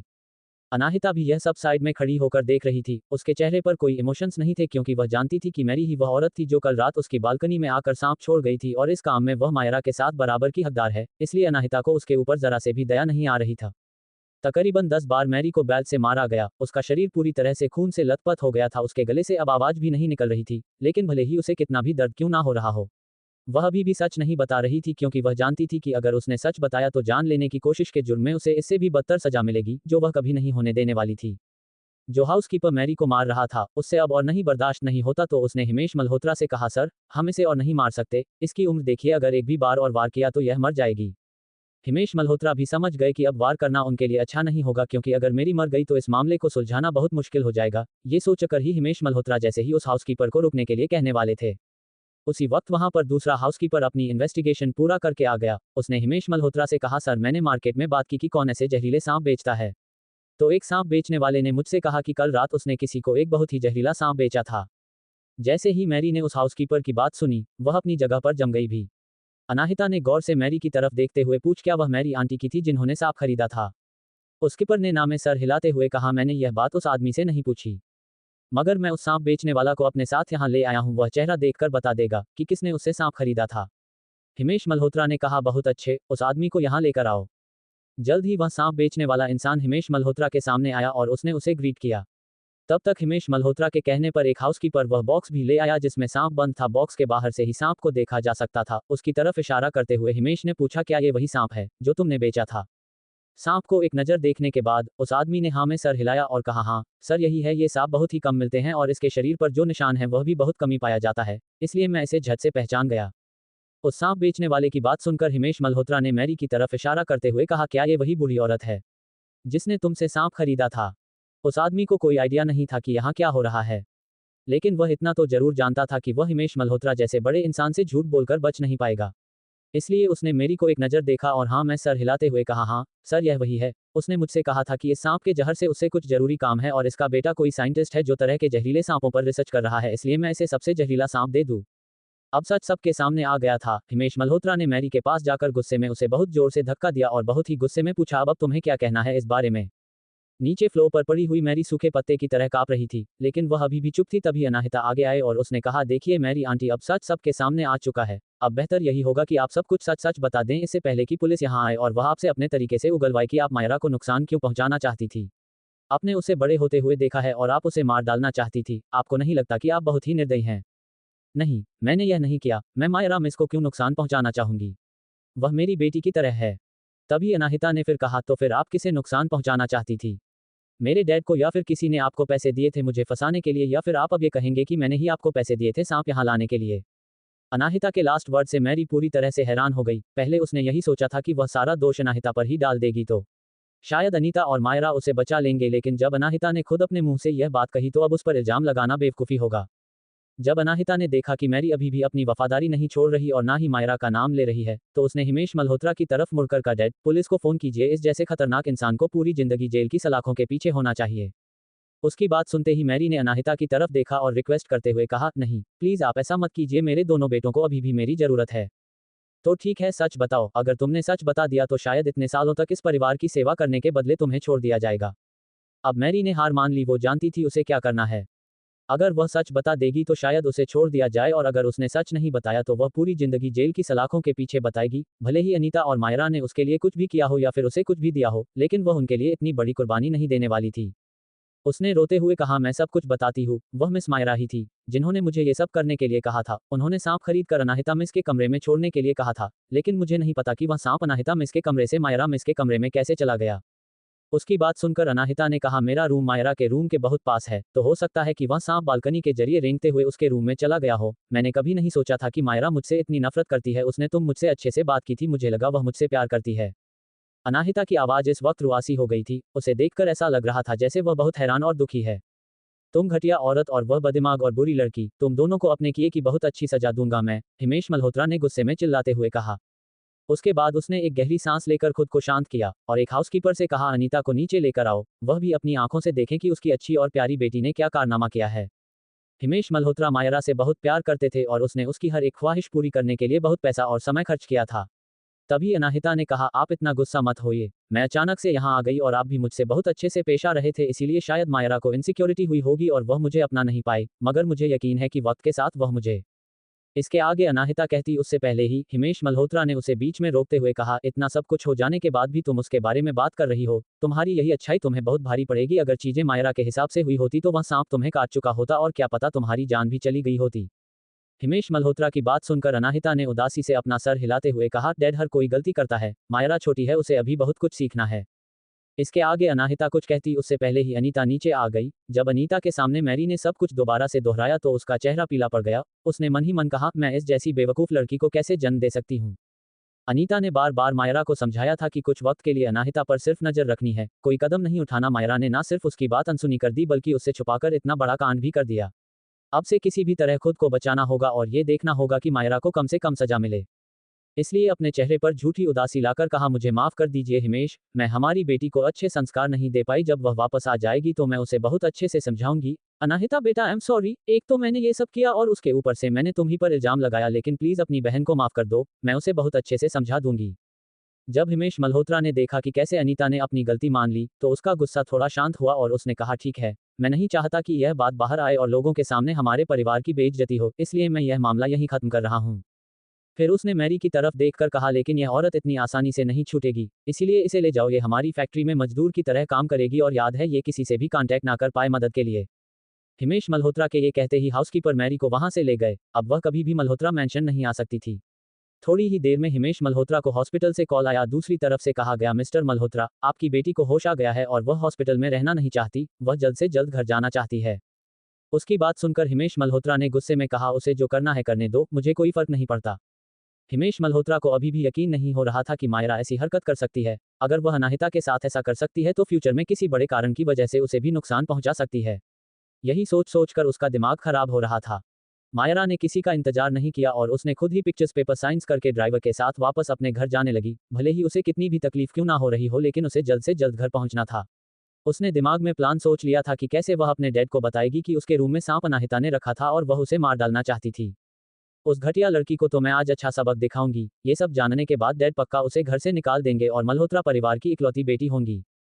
ये सब सोचकर मायरा ड्राइवर को जल्द से जल्द घर ले जाने के लिए कह रही थी। लगभग 1 घंटे में वह लोग घर पहुंच गए। गाड़ी से उतरकर वह खुशी खुशी घर के अंदर गई। वह सोच रही थी कि उसके अंदर जाते ही हिमेश और अनीता दोनों ही उसकी तबीयत के बारे में पूछेंगे और उसकी हर बात मानेंगे। तब जाकर वह उनसे कहेगी कि अनाहिता नहीं उसे सांप से कटवा कर मारने की कोशिश की, जिसकी वजह हिमेश मल्होत्रा अनाहिता को घर से निकाल देंगे। मायरा जितना इस बारे में सोच रही थी वह और एक्साइटेड हो जा रही थी, इसलिए वह जल्दी जल्दी चलकर अंदर गई। इस वक्त वह अपना सारा दर्द भी भूल गई थी। जैसे ही वह लिविंग रूम में पहुंची उसने अनीता को आवाज दी, मॉम। उसने लिविंग रूम में देखा तो वहां पर अनीता, हिमेश मल्होत्रा, अनाहिता और सारे हाउसकीपर भी थे जो उसे घूर कर देख रहे थे। उसने ये सीन तो इमेज नहीं किया था, फिर भी वह अनीता के पास गई और उसने पूछा, मॉम क्या हुआ है। उसके पूछने पर अनीता ने उसे गुस्से से जलते हैं आंखों से देखा। वह मायरा पर इस वक्त हाथ नहीं उठा सकती थी, फिर भी उसने गुस्से में पूछा, क्या हुआ? तुम इतनी जल्दी हॉस्पिटल से डिस्चार्ज लेकर क्यों आ गई? अनीता की बात से मायरा को अपना प्लान याद आया, तो उसने आसपास के टेंशन भरे माहौल को इग्नोर करते हुए अनीता से कहा, मोम मैं ठीक हूं, मैं जल्दी वापस आ गई क्योंकि मुझे डैड को कुछ इंपॉर्टेंट बात बतानी थी। जैसे ही अनीता ने मायरा की बात सुनी, वह समझ गई कि मायरा क्या करने की सोच रही है। उसने जल्दी से उसे रोकते हुए कहा, इस बारे में बाद में बात करते हैं, आज बहुत कुछ हो गया है, तुम जाकर आराम करो, हम कल बात कर लेंगे। नहीं मॉम, मुझे उन्हें अभी के अभी बताना है। इतना कहकर मायरा ने अनीता को साइड किया और उसके पीछे खड़ी हिमेश मल्होत्रा के पास चली गई। डैड मुझे आपको बहुत जरूरी बात बतानी है। इतना कहकर मायरा ने बगल में खड़ी अनाहिता को एक एरोगेट लुक दिया। मायरा का लुक देखकर अनाहिता समझ गई कि मायरा अब क्या बेवकूफ़ी करने वाली है। तुम्हें क्या बताना है? हिमेश मल्होत्रा ने बिना किसी एक्सप्रेशन के पूछा। उसके दिमाग में से भी यही बात चल रही थी कि अगर मायरा अपनी गलती मानकर माफी मांग लेगी तो वह उसे माफ कर देगा। तभी मेहरा ने कहा, डैड अनाहिता ही वह थी जिसने मेरे रूम में वह जहरीला सांप छोड़ा। उसे मैं पसंद नहीं, वह मुझे मारना चाहती है। वह बहुत बुरी लड़की है, हम उसे अपने घर में नहीं रहने दे सकते। मायरा की बात सुनकर हिमेश मल्होत्रा हैरान हो गए। उसने कभी सोचा ही नहीं था कि मायरा सारा इल्जाम अनाहिता पर लगाएगी। जब मायरा ने देखा कि उसके डैड चुप है तो उसे लगा कि वह उसकी बातों से कन्विंस हो गए हैं और अनाहिता पर बहुत गुस्सा है। इसलिए उसने आगे कहा, डैड आप इसे ऐसे ही नहीं छोड़ सकते। यह इस बार मुझे मारने में नाकामयाब रही, इसलिए यह अगली बार जरूर ट्राई करेगी। अगर इसमें मुझे मारने की हिम्मत है तो कल को यह आपको भी नुकसान पहुंचा सकती हैं। मायरा की यह बात सुनकर हिमेश मल्होत्रा का गुस्सा अपने कंट्रोल से बाहर हो गया और उसने एक जोरदार थप्पड़ मायरा को जड़ दिया। थप्पड़ की आवाज पूरी लिविंग रूम में गूंजने लगी। कपड़े इतना तेज था कि मायरा के होठों के किनारे से थोड़ा सा खून निकलने लगा। मायरा का पूरा दिमाग ब्लैंक हो गया था। उसे समझ नहीं आ रहा था कि उसके डैड ने अनाहिता के बजाय उसे क्यों मारा। वह हैरानी से हिमेश मल्होत्रा की तरफ देखने लगी। जैसे ही वह कुछ पूछने वाली थी, अनीता जल्दी से उसके पास आए और कहने लगी, कुछ मत कहो, चुपचाप चलो मेरे साथ। उसकी बात सुनकर मायरा ने गुस्से में कहा, नहीं मैं क्यों जाऊं? और डैड ने मुझे क्यों मारा? गलती तो सारी अनाहिता की है जो उनके बगल में खड़ी है। वह मुझे मार रहे हैं जिसके साथ गलत हुआ है। उसकी बात सुनकर हिमेश मल्होत्रा ने गुस्से में दांत पीसते हुए कहा, तो तुम्हें ऐसा लगता है कि तुम्हारे साथ गलत हुआ है? तो क्या मेरे साथ नहीं हुआ? मैं हॉस्पिटल में थी, डॉक्टर ने यह भी कहा कि अगर कुछ मिनट और लेट हो जाते तो मैं जिंदा नहीं बचती। ये सब तमाशा पीछे खड़ी अनाहिता देख रही थी। उसके चेहरे पर एक डेविल स्माइल थी, लेकिन उसने अपनी स्माइल छुपा ली और आगे आते हुए कहा, मायरा तुम अभी भी झूठ क्यों बोल रही हो? वह भी ऐसे टाइम पर तुम्हारी वजह से, देखो डैड कितने गुस्से में है। मायरा ने गुस्से में चिल्लाकर कहा, इस घर में बोलने का हक तुम्हें किसने दे दिया? अनाहिता ने कहा, मायरा मुझे लगता है कि तुम्हें कोई आइडिया नहीं है कि सबको सच्चाई पता चल चुकी है। जैसे ही अनाहिता ने यह बात कही, मायरा डर गई। उसने पूछा, क्या मतलब है तुम्हारा? अनाहिता ने मुस्कुराकर कहा, क्या तुम्हें नहीं पता? मेरी आंटी ने हमें सब कुछ बता दिया है। तुमने ही उन्हें एक जहरीला सांप खरीद कर मेरे कमरे में छोड़ने के लिए कहा था, लेकिन बदकिस्मती से वह मेरी बालकनी से होते हुए तुम्हारे रूम में चला गया। अब वक्त आ गया है कि तुम अपनी सच्चाई अपने मुंह से बोल दो। अनाहिता की बात सुनते ही मायरा बुरी तरह से डर गई। अब उसे समझ में आया कि हिमेश मल्होत्रा इतने गुस्से में क्यों है और सब इस तरह उसे क्यों घूर रहे थे। उसने धीरे से अनीता का हाथ पकड़कर कहा, मॉम। मायरा ने भले ही बेवकूफ़ी की थी, मगर वह अभी भी उसकी बेटी थी, इसलिए उसने धीरे से कहा, चुप रहो और मेरे साथ ऊपर चलो। अब नायरा ने आखिरकार अपनी मां की बात मान ली और ऊपर जाने लगी। तभी हिमेश मल्होत्रा ने गुस्से में चिल्लाकर कहा, वहीं रुक जाओ, अभी से इसी वक्त से तुम्हें अपने कमरे में बंद किया जाता है। तुम कम से कम 1 महीने तक उस कमरे में रहोगी और 6 महीने तक तुम्हें कोई भी पैसे नहीं मिलेंगे। तब शायद जाकर तुम्हें समझ में आए कि तुमने क्या गलती की है। हिमेश मल्होत्रा की बात सुनकर मायरा पूरी तरह से हैरान हो गई और डर गई। वह जानती थी कि उसके डैड के फैसले के खिलाफ इस घर में कोई नहीं जा सकता और उसने अपने डैड का भरोसा खो दिया है। इसका मतलब इस परिवार में उसकी कोई इज्जत नहीं है, लेकिन अब पछताकर भी कोई फायदा नहीं था। चैप्टर 10, मायरा की सजा खत्म। अनाहिता अनीता को मायरा को ऊपर ले जाते हुए देखती रही। उसके चेहरे पर कोई एक्सप्रेशन नहीं थी। उसने अपने आप से ही कहा, अब मिसेज मल्होत्रा मुझ पर दोबारा हाथ उठाने की हिम्मत नहीं करेंगी। जैसे ही मायरा ऊपर चली गई, हिमेश मल्होत्रा अनाहिता के सामने आए और उन्होंने कहा, माहिरा, मुझे अभी याद आया कि तुम्हारी मॉम तुम्हें प्यार से माहिरा बुलाती थी, है ना? अनाहिता ने हाँ में सर हिलाया। उसका निकनेम कुछ कुछ मायरा के नाम जैसा ही लगता था। तभी हिमेश मल्होत्रा ने आगे कहा, मैंने मायरा को बिगाड़ दिया है। यह मेरी गलती है कि उसने इतनी घटिया हरकत की। हमें पुलिस को बुलाना चाहिए था, लेकिन फिर भी वह तुम्हारी छोटी बहन है और हम सब परिवार है, और उससे भी बड़ी बात कि तुम बिल्कुल ठीक हो और उसका किया उसी पर भारी पड़ चुका है। इसलिए उस बारे में भूल जाओ, ठीक है? और वैसे भी मैंने उसे सजा ऑलरेडी देती है। ये सब ठीक है ना? हिमेश मल्होत्रा की बात सुनकर अनाहिता की मुठिया गुस्से में कस गई, लेकिन उसके चेहरे पर कोई भी एक्सप्रेशन नहीं थी। उसने अपने आप से ही कहा, इनका मतलब क्या है कि मैं ठीक हूँ? अगर मुझे वक्त पर पता नहीं चलता तो वह सांप मुझे काट चुका होता और वह लड़की यह बात श्योर करती कि किसी को इस बारे में पता नहीं चलता जब तक मैं मर ना जाऊं और यह आदमी मुझे कह रहे हैं कि मैं ऐसे प्रिटेंड करूं जैसे कुछ हुआ ही नहीं। उसे सिर्फ 1 महीने के लिए कमरे में बंद किया गया है। किसी की जान लेने के लिए इतनी छोटी सजा क्या काफी है? लेकिन उसने हिमेश मल्होत्रा के मुंह पर कुछ नहीं कहा। वह पूरी तरह से समझ गई कि हिमेश मल्होत्रा किस टाइप का इंसान है। अगर मायरा से उसे किसी तरह का कोई फायदा नहीं होता तो वह पक्का मायरा को घर से निकाल कर बाहर फेंक देता, लेकिन मायरा खूबसूरत लड़की है जिसकी शादी वह एक बड़े और अमीर परिवार में कराकर उनका फायदा उठा सकता है। हिमेश मल्होत्रा ऐसा इंसान है जो अपनी इच्छा की चीज पाने के लिए कुछ भी कर सकता है। अनाहिता के दिमाग में एक ही ख्याल चल रहा था कि इसकी माँ जैसी औरत ने इस जैसे आदमी से शादी क्यों की। अनाहिता पूरी तरह से डिसअपॉइंटेड थी। अब उसे कोई फर्क नहीं पड़ता था कि यह हिमेश मल्होत्रा उसके बायोलॉजिकल फादर हैं। उसने एक फीकी सी मुस्कुराहट के साथ कहा, जैसा आप ठीक समझे डैड। मायरा अभी छोटी है इसलिए मैं उसे किसी चीज के लिए दोष नहीं दूंगी। मैं ऐसा दिखाऊंगी जैसे कुछ हुआ ही नहीं और उसका दिल जीतने की कोशिश करूंगी। मुझे उम्मीद है कि मेरा भी मुझे अपना लेगी।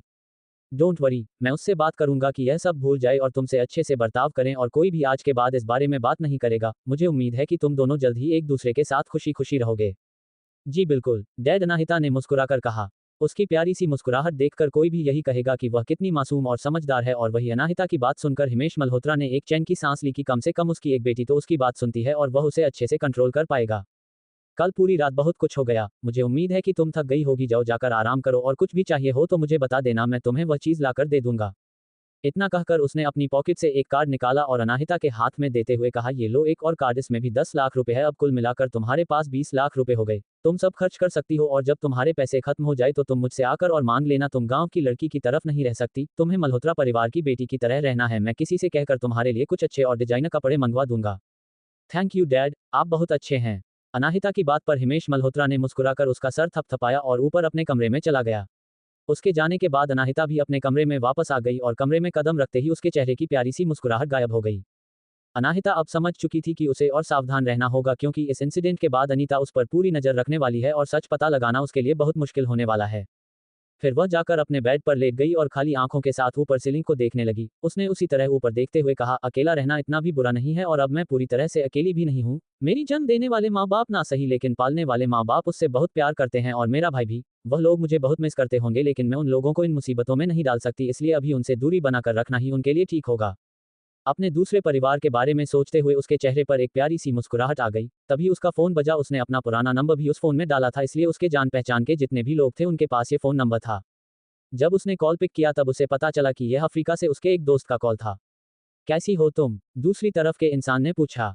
मैं बिल्कुल ठीक हूँ मोहित, मैं अपनी पुरानी फैमिली के पास इंडिया में हूँ और यहाँ छोटे मोटे कुछ इश्यूज है जिनको मुझे सॉल्व करना है, इसलिए थोड़ी बिजी थी। बाय द वे, तुमने कॉल क्यों किया था? अनाहिता ने पूछा। इस वक्त वह फ्लुएंट अमेरिकन इंग्लिश में उस इंसान से बात कर रही थी। सामने से मोहित ने थोड़ी हिचकिचाहट एक हुए कहा, तुम जानती हो कि मैं एक आइलैंड प्रोजेक्ट पर काम कर रहा था, लेकिन इस प्रोजेक्ट के लास्ट आते आते बहुत सारे पैसे लगने वाले हैं और मुझे फंड को लेकर कुछ इशू हो रहा है। मैं सोच रहा था कि क्या तुम थोड़े पैसे मुझे दे सकती हो ताकि मैं इस प्रोजेक्ट में इन्वेस्ट कर सकूं। अनाहिता ने कहा, मुझे भी तुम्हारा ये प्रोजेक्ट काफी इंटरेस्टिंग लगा था। तुम मुझे बताओ कि तुम्हें कितने पैसों की जरूरत है। मुझे खुशी होगी तुम्हारी मदद करके।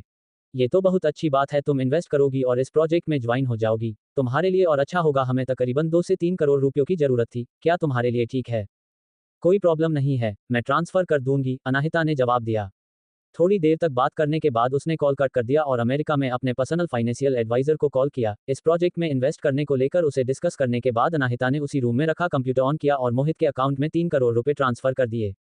जैसे ही उसने अपना काम किया तभी उसकी नज़र टेबल पर रखे हिमेश मल्होत्रा की 2 कार्ड्स पर गई और उसकी हंसी छूट गई क्योंकि जो लड़की खुद अरबों की मालिक है उसे हिमेश मल्होत्रा ने 20 लाख रुपए खर्च करने के लिए दिए हैं। लेकिन उसने तुरंत ही कंप्यूटर से ट्रांजैक्शन की सारी हिस्ट्री डिलीट कर दी। वहीं दूसरी तरफ अनीता मायरा को लेकर उसके रूम में गई और उसके बाद उसका गुस्सा फूट पड़ा और उसने चिल्लाते हुए कहा, बेवकूफ लड़की, मैंने तुमसे कितनी बार कहा था कि कुछ भी गड़बड़ मत करना। अभी हमें सिर्फ अनाहिता पर नजर रखनी है और उसके बारे में सब कुछ जानना है। तुम मेरी बात सुनती क्यों नहीं? अपनी मॉम की डांट सुनकर मायरा की आंखों से आंसू आ गए और उसने सुबकते हुए कहा, मैंने सोचा नहीं था कि चीजें इस तरह से पलट जाएंगे, मगर मॉम आपको मेरी बातों पर भरोसा करना होगा। अनाहिता ही वह है जिसने वह सांप मेरे कमरे में छोड़ा था ताकि मुझे वह काट सके। मैंने मेरी से साफ साफ कहा था कि सांप को उसके रूम में छोड़े। दांत पीसते हुए अनीता ने कहा, मैं जानती हूँ उसी लड़की का किया धरा है। अनीता की बात सुनकर मायरा कंफ्यूज हो गई और उसने पूछा, तो आपने डैड के सामने पूरी सिचुएशन एक्सप्लेन करने में मेरी मदद क्यों नहीं की? वह लड़की बहुत शातिर है। अनीता ने एक गहरी सांस छोड़ते हुए कहा, मैंने तुम्हें कितना कुछ सिखाया लेकिन फिर भी तुम अभी तक बेवकूफ़ की बेवकूफ़ी हो। तुम्हारे पिता को उस पर बहुत भरोसा है इस वक्त, और अगर उन्हें पता चला कि तुमने ही पहले उसके रूम में साफ छोड़ा था तो तुम इस बात को कैसे क्लीन करोगी। यह बात तुम्हारी किसी भी तरह से कोई मदद नहीं करने वाली थी, उल्टा तुम्हारे डैड को और गुस्सा आ जाता। तो अब मैं क्या करूं? क्या मैं इसी तरह अपने रूम में बैठी रहूं? क्या आपने देखा नहीं था वह 2 कौड़ी के नौकर मुझे कैसे देख रहे थे? जैसे ही आंखों ही आंखों में मेरा मजाक उड़ा रहे हो। 2 मिनट की शांति के बाद अनीता ने कहा, अब मुझे लगता है कि यह लड़की मेरी सोच से भी ज़्यादा कॉम्प्लिकेटेड। मैं उसके बारे में सब कुछ जानकारी निकालने की पूरी कोशिश करूंगा लेकिन तब तक तुम उससे दूर रहोगी। मैं जानती हूँ उसे बर्दाश्त करना मुश्किल है, लेकिन तुम्हें करना होगा। तुम ऐसे नाटक करो कि तुम्हें अपनी गलती का बहुत पछतावा है और तुम अब उसे सचमुच अपनी बहन एक्सेप्ट कर चुकी हो। ऐसा करने से तुम्हारे डैड शांत हो जाएंगे और खुश हो जाएंगे। तुम जानती हो कि जो उनकी बात नहीं मानता उससे वह बिल्कुल पसंद नहीं करते। बट डैड ने मुझे 1 महीने के लिए रूम में बंद कर दिया है, मैं बाहर नहीं जा सकती। पागल लड़की, क्या तुम भूल गई हो कि 1 हफ्ते में वह अवार्ड सेरेमनी है? 1 हफ्ते के लिए शांत रहो। जब तुम्हारी डैड को तुम्हारी इतनी बड़ी जीत के बारे में पता चलेगा तो वह तुम्हारी गलती भूल जाएंगे।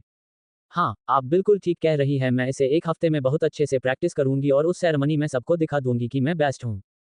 चलो, शुक्र है तुम्हें कम से कम अक्ल तो आई। इतना कहकर वह दोनों वहीं बैठकर बातें करने लगी। देखते ही देखते 5 दिन गुजर गए। इन 5 दिनों में अनीता और मायरा ने कुछ नहीं किया और ना ही अनीता ने मायरा को रूम से बाहर निकालने के लिए या फिर उसकी सजा कम करने के लिए हिमेश मल्होत्रा से कहा, बल्कि वह हिमेश मल्होत्रा के सामने जानबूझकर अनाहिता की ज्यादा केयर करती और उसे अच्छे से बर्ताव करती। उस सांप वाले हादसे के बारे में किसी को भी बात करने इजाजत नहीं थी। सब पहले की तरह रह रहे थे जैसे कुछ हुआ ही नहीं। छठे दिन जब वह लोग रात को डिनर कर रहे थे तो पिछले 5 दिनों की तरह ही अनीता बार बार अनाहिता के प्लेट में खाना सर्व कर रही थी। उसे इस तरह करते देखकर अनाहिता ने मुस्कुराकर कहा, थैंक यू आंटी, मगर अब रहने दीजिए। तभी अनीता ने मुस्कुराकर कहा, तुम अब से मुझे मॉम कहो। मैं तुम्हें अपनी बेटी ही मानती हूँ, बिल्कुल मायरा की तरह। वह भी मेरी बायोलॉजिकल बेटी नहीं है, फिर भी मैं उसे बहुत प्यार करती हूँ, इसलिए तुम भी मुझे बिना किसी हिचकिचाहट के मॉम कह सकती हो। उसकी यह बात सुनकर अनाहिता घूरकर उसे देखने लगी। उसने अपने मन में कहा, तुम्हारी बायोलॉजिकल बेटी नहीं है, मुझे तुम्हारी बातों पर बिल्कुल भरोसा नहीं है। मायरा सिर्फ मुझसे कुछ ही महीने छोटी है, इसका मतलब हिमेश मल्होत्रा का अफेयर मेरी मॉम की प्रेगनेंसी के दौरान ही तुमस चल रहा था। हिमेश मल्होत्रा को हमेशा से ही अपनी इज्जत की फिक्र है, इसलिए वह दुनिया के सामने उसे अपनी बेटी नहीं मानता। जरूर इस औरत के दिमाग में कुछ ना कुछ चल रहा है, तभी यह मुझे मॉम बुलाने के लिए कह रही है। मेरी सिर्फ 2 माँ हैं, एक मेरी बायोलॉजिकल मदर जिन्होंने मुझे जन्म दिया और एक मेरी वह माँ जिसने मुझे पाल पोस कर बड़ा किया। तुम माँ कहलाने के लायक नहीं हो। इतना सोचकर अनाहिता ने हिमेश मल्होत्रा की तरफ देखा और कहा, डैड ये थोड़ी जल्दी है, मैं इन्हें अभी इस नाम से नहीं बुला सकती। उसके चेहरे पर मासूमियत साफ झलक रही थी। अनाहिता को पक्का यकीन था कि वह अपनी एक्टिंग स्किल के दम पर अपनी बात मनवा लेगी और कोई भी उसकी मासूमियत देखकर उसे मना नहीं कर सकता। हिमेश मल्होत्रा भी नहीं बना कर पाए और उन्होंने कहा, ये ठीक है, रिश्ते बनाने में वक्त लगता है, इसे तो अपना समय लो। अनीता को मॉम बुलाने के लिए तुम्हें कोई मजबूर नहीं करेगा। Thank you dad. उसके बाद अनाहिता ने एक सॉरी फेस के साथ अनीता को देखा और कहा, आई एम सॉरी आंटी, मैं आपको इतनी जल्दी मॉम नहीं बुला सकती। अनीता को गुस्सा तो बहुत आ रहा था लेकिन वह मायरा की तरह गुस्से में अपना कंट्रोल नहीं खोती थी, इसलिए उसने एक प्यारी सी मुस्कुराहट अपने चेहरे पर लाई और कहा, मैं समझ सकती हूँ ये तुम्हारे लिए बहुत मुश्किल है, मगर तुम्हें माफी मांगने की जरूरत नहीं है। तुम चिंता मत करो, मैं तुम्हारे यहाँ एडजस्ट होने में बिल्कुल मदद करूंगी, आफ्टर ऑल हम परिवार हैं। Thank you aunty. कोई बात नहीं। दोनों ही ने अपनी एक्टिंग स्किल के दम पर किसी को कोई शक नहीं होने दिया, जिससे हिमेश मल्होत्रा का मूड भी अच्छा हो गया। हिमेश मल्होत्रा का मूड अच्छा देखकर अनीता ने कहा, हिमेश मुझे तुमसे कुछ बात करनी है, यह मायरा के बारे में है। मायरा का नाम सुनते ही हिमेश मल्होत्रा का मूड एक बार फिर खराब हो गया। उसने अपने हाथ में पकड़ी हुई चम्मच टेबल पर पटकते हुए कहा, लेट मी गैस, तुम जरूर उस लड़की के फेवर में कुछ कहोगी ताकि उसकी इस हरकत को मैं माफ कर दूं, लेकिन मैं तुम्हें बता दूं कि मैंने सिर्फ उसे कमरे में बंद करके पहले ही बहुत दया दिखा दी है उसके ऊपर, इसलिए तुम उसकी सजा कम करवा दूंगी या फिर उसे बचाओगी, इस बारे में सोचना भी मत। अनाहिता भी शक की नजरों से अनीता की तरफ देखने लगी। वह समझ गई कि क्यों पिछले कुछ दिनों से अनीता और मायरा दोनों ही शांत थे और उसके साथ इतना अच्छा भी है हो रहा था।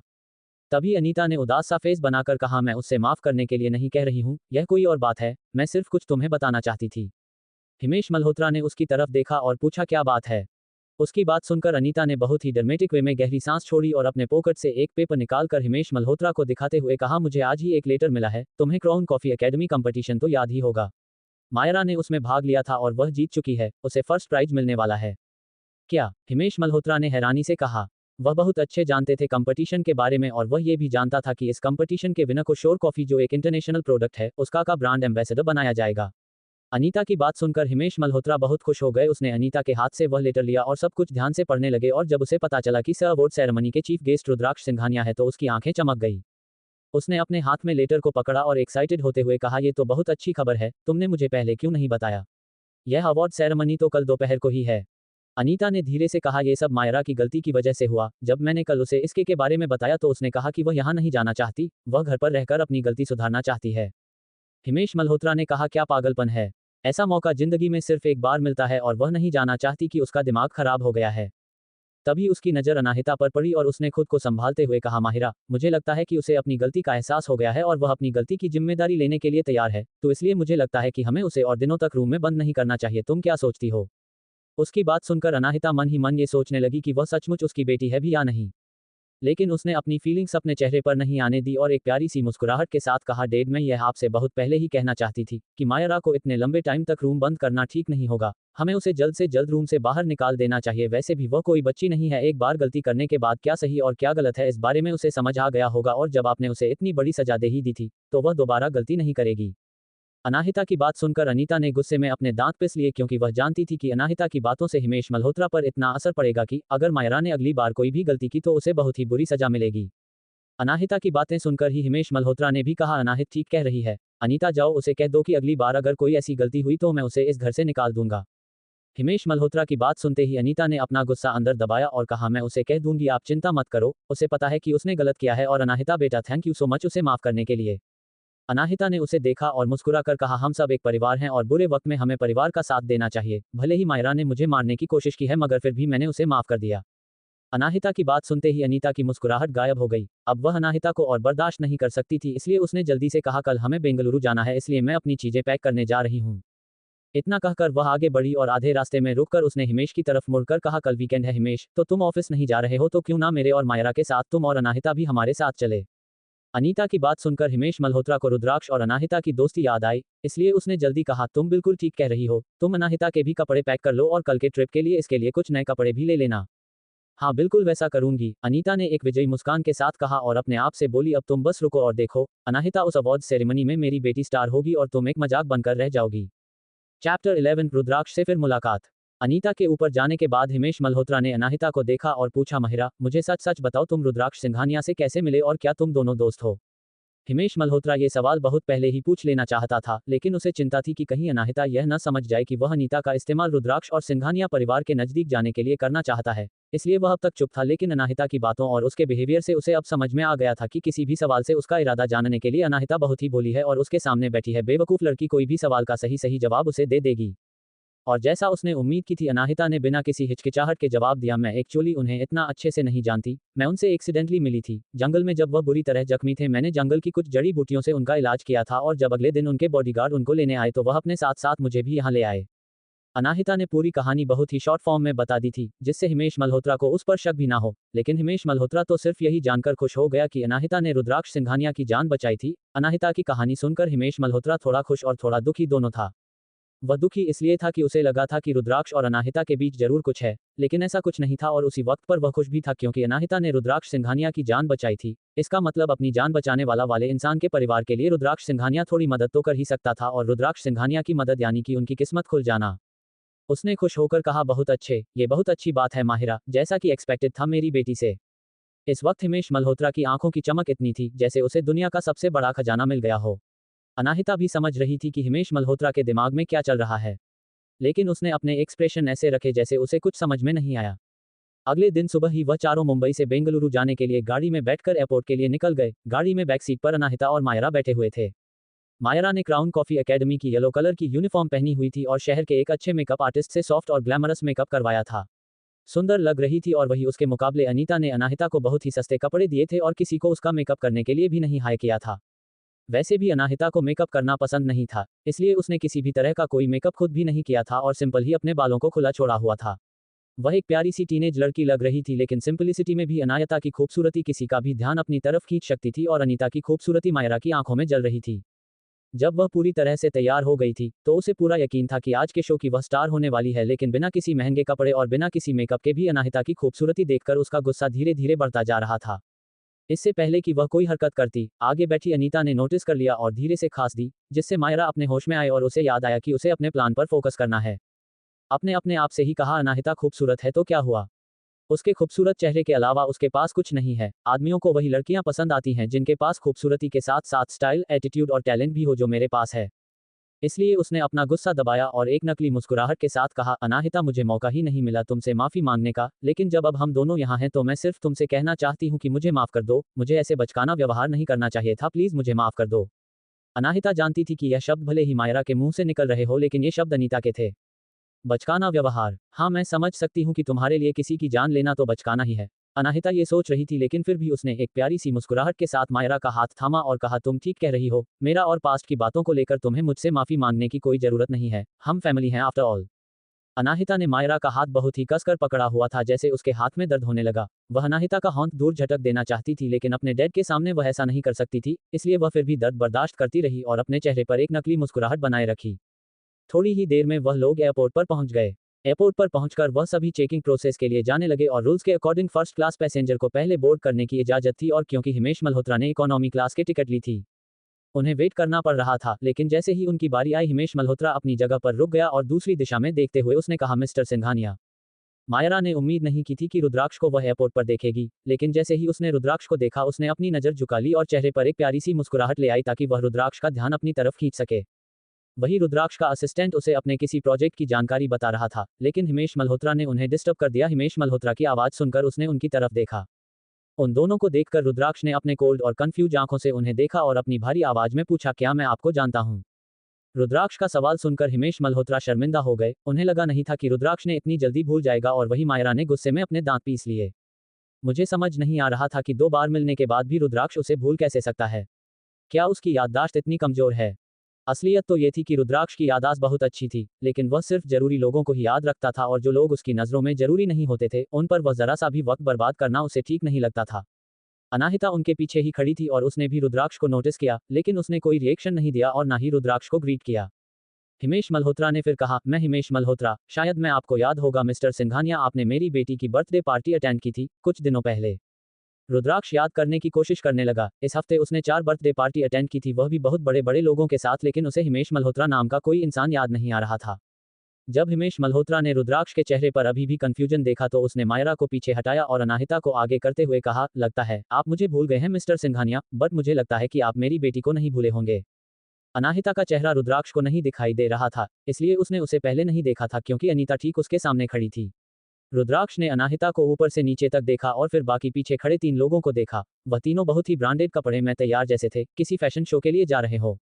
लेकिन वही अनाहिता की कपड़े बहुत ही सिंपल थे और वह एक स्टूडेंट लग रही थी। रुद्राक्ष ने अनाहिता के चेहरे पर अपनी नजर टिकाए हुए कहा, सॉरी मगर मुझे चेहरे जल्दी याद नहीं होते, आप कौन है मिस? वह अपने इस सवाल पर अनाहिता का रिएक्शन देखना चाहता था। अनाहिता को हैरानी तो हुई लेकिन उसे बुरा बिल्कुल नहीं लगा, नहीं गुस्सा आया। उसने आराम से कहा, ये नॉर्मल बात है, आप कई लोगों से एक दिन में मिलते होंगे, इसलिए आप मेरा चेहरा भूल गए, आप अपने रास्ते चाहिए और हम अपने रास्ते जा रहे हैं, चलिए डैड। इतना कहकर वह वहां से दूसरी तरफ जाने लगी। अब अनाहिता के कहने के बाद हिमेश मल्होत्रा रुद्राक्ष से और आगे बात भी नहीं कर सकते थे, इसलिए मजबूरी में वह भी अनाहिता के पीछे पीछे जाने लगा। उसे इस वक्त अनाहिता बहुत गुस्सा आ रहा था और वही हिमेश मल्होत्रा का गुस्सा मायरा और अनीता ने भी नोटिस कर लिया, जिससे वह दोनों खुश थे। हिमेश मल्होत्रा गुस्से में आगे आगे चला गया और अनीता भी उसके साथ चली गई।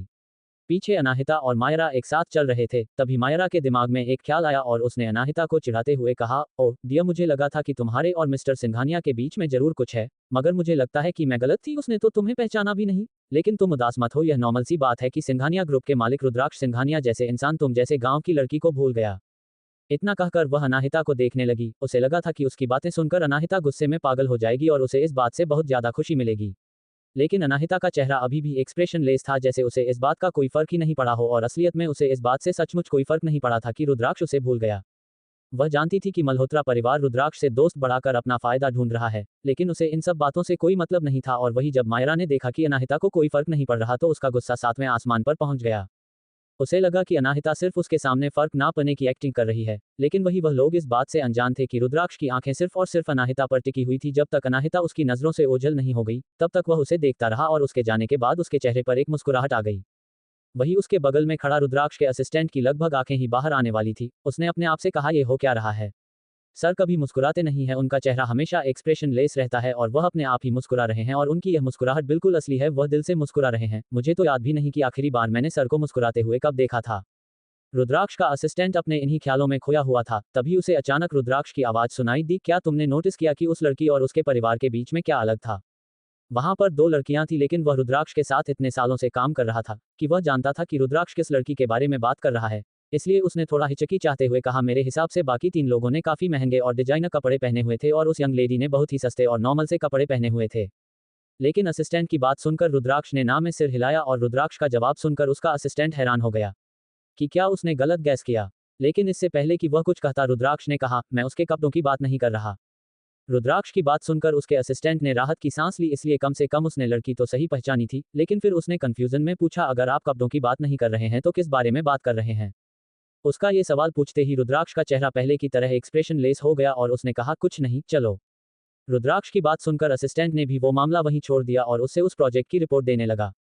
प्लेन में पूरा मल्होत्रा परिवार एक ही लाइन में बैठा हुआ था और हिमेश मल्होत्रा अभी भी अनाहिता की हरकत वजह से बहुत गुस्से में था, इसलिए उसने सारा सामान अनाहिता को थमा दिया था कि वह ही सारे लगेज ऊपर केबिन में रखेगी। प्लेन में बैठे सभी लोगों ने यह मान लिया कि जरूर ये लड़की उनकी मेड है, लेकिन अनाहिता को कोई फर्क नहीं पड़ा, उसने सारे काम कर दिया और अपनी जगह पर आकर बैठे गई। तभी हिमेश मल्होत्रा ने गुस्से में पूछा, मुझे लगा था कि तुमने मिस्टर सिंघानिया की मदद की है तो तुम उसे याद क्यों नहीं? अनाहिता ने कहा, मैंने उसकी सिर्फ थोड़ी सी मदद की थी, तो ये नॉर्मल सी बात है कि वह मुझे भूल गए। लेकिन तुम्हें। इतना कहते कहते हिमेश में उतरा रुक गए, क्योंकि वह जानते थे कि अनीता कितनी भोली हो, लेकिन अगर आगे उन्होंने कुछ कहा तो वह समझ जाएंगे कि वह उसे सिंघानिया परिवार तक पहुंचने के लिए एक सीढ़ी तरह इस्तेमाल करने वाले हैं। इसलिए उसने कहा, भूल जाओ, हम इस बारे में बात करेंगे बाद में, तुम्हें बहुत कुछ सीखना है। ओके। तभी वहां पर फ्लाइट अटेंडेंट आ गई और उसने कहा, good day mister Malhotra, rules के अकॉर्डिंग हमें आपको फर्स्ट क्लास में अपग्रेड करना है। हिमेश मल्होत्रा ने जानबूझकर इकोनॉमी क्लास चुनी थी, क्योंकि वह जानता था कि सीट फुल हो जाने पर उसे अपने आप ही फर्स्ट क्लास में फ्री में अपग्रेड कर दिया जाएगा। उस फ्लाइट अटेंडेंट की बात सुनते ही वह अपनी जगह पर खड़ा हुआ और कहा, थैंक यू। चलिए, मायरा और अनीता भी खड़े हो गए। तभी फ्लाइट अटेंडेंट ने अनाहिता को नोटिस किया और उसने कहा, माफ कीजिएगा सर, आपकी सिर्फ 3 सीट फर्स्ट क्लास में अपग्रेड की गई है, कोई 3 ही मेरे साथ आ सकता है। उसकी बात सुनकर हिमेश मल्होत्रा सोच में पड़ गया कि अनाहिता और मायरा में से किसी ले जाया जाए। तभी अनीता ने कहा, मुझे पता है अनाहिता तो बहुत अच्छी है, अगर हम उसे यही इकोनॉमी क्लास में छोड़ जाते हैं तो उसे बुरा नहीं लगेगा, और हम मायरा की अवार्ड सेरेमनी में जा रहे हैं तो मेरा कोई हमारे साथ फर्स्ट क्लास में जाना चाहिए। उसकी बात सुनकर हिमेश मल्होत्रा भी मान गया और उसने अनाहिता की तरफ मुड़कर कर कहा, मैं इसमें कुछ नहीं कर सकता, सिर्फ 3 सीट ही है, वैसे भी तुम यहाँ बैठो या फिर हमारे साथ क्या फर्क पड़ता है? फ्लाइट लैंड होने के बाद हम तुमसे मिलेंगे। अनाहिता गौर से हिमेश मल्होत्रा की तरफ देख रही थी। उसे अंदर ही अंदर बहुत दुख हो रहा था, लेकिन उसने अपने चेहरे पर यह बात नहीं आने दी और मुस्कुराकर कहा, कोई बात नहीं।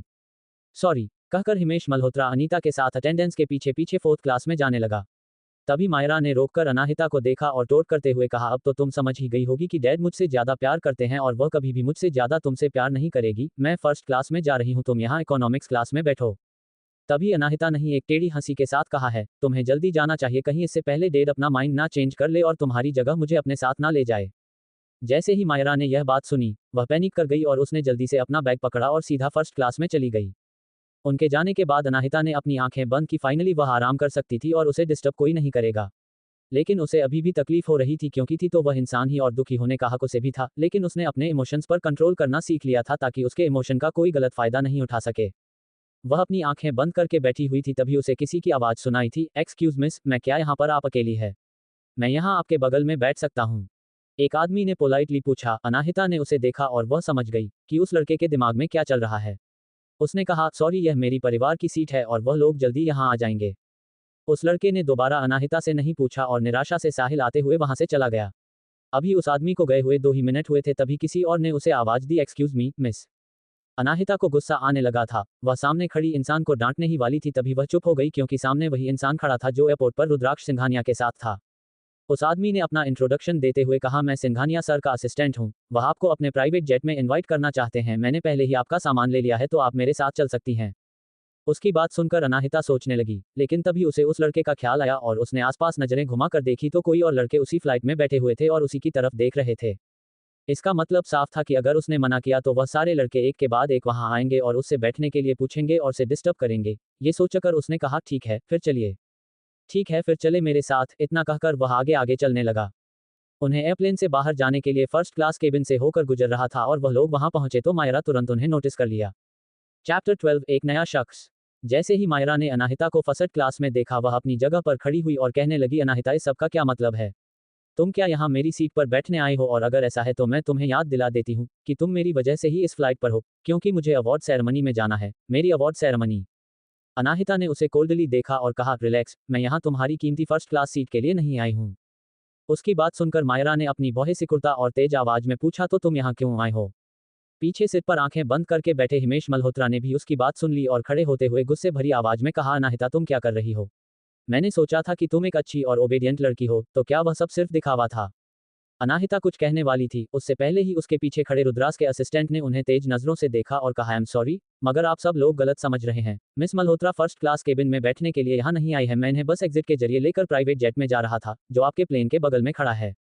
क्या? कहकर मायरा बड़ी बड़ी आंखों से खिड़की से बाहर देखने लगी।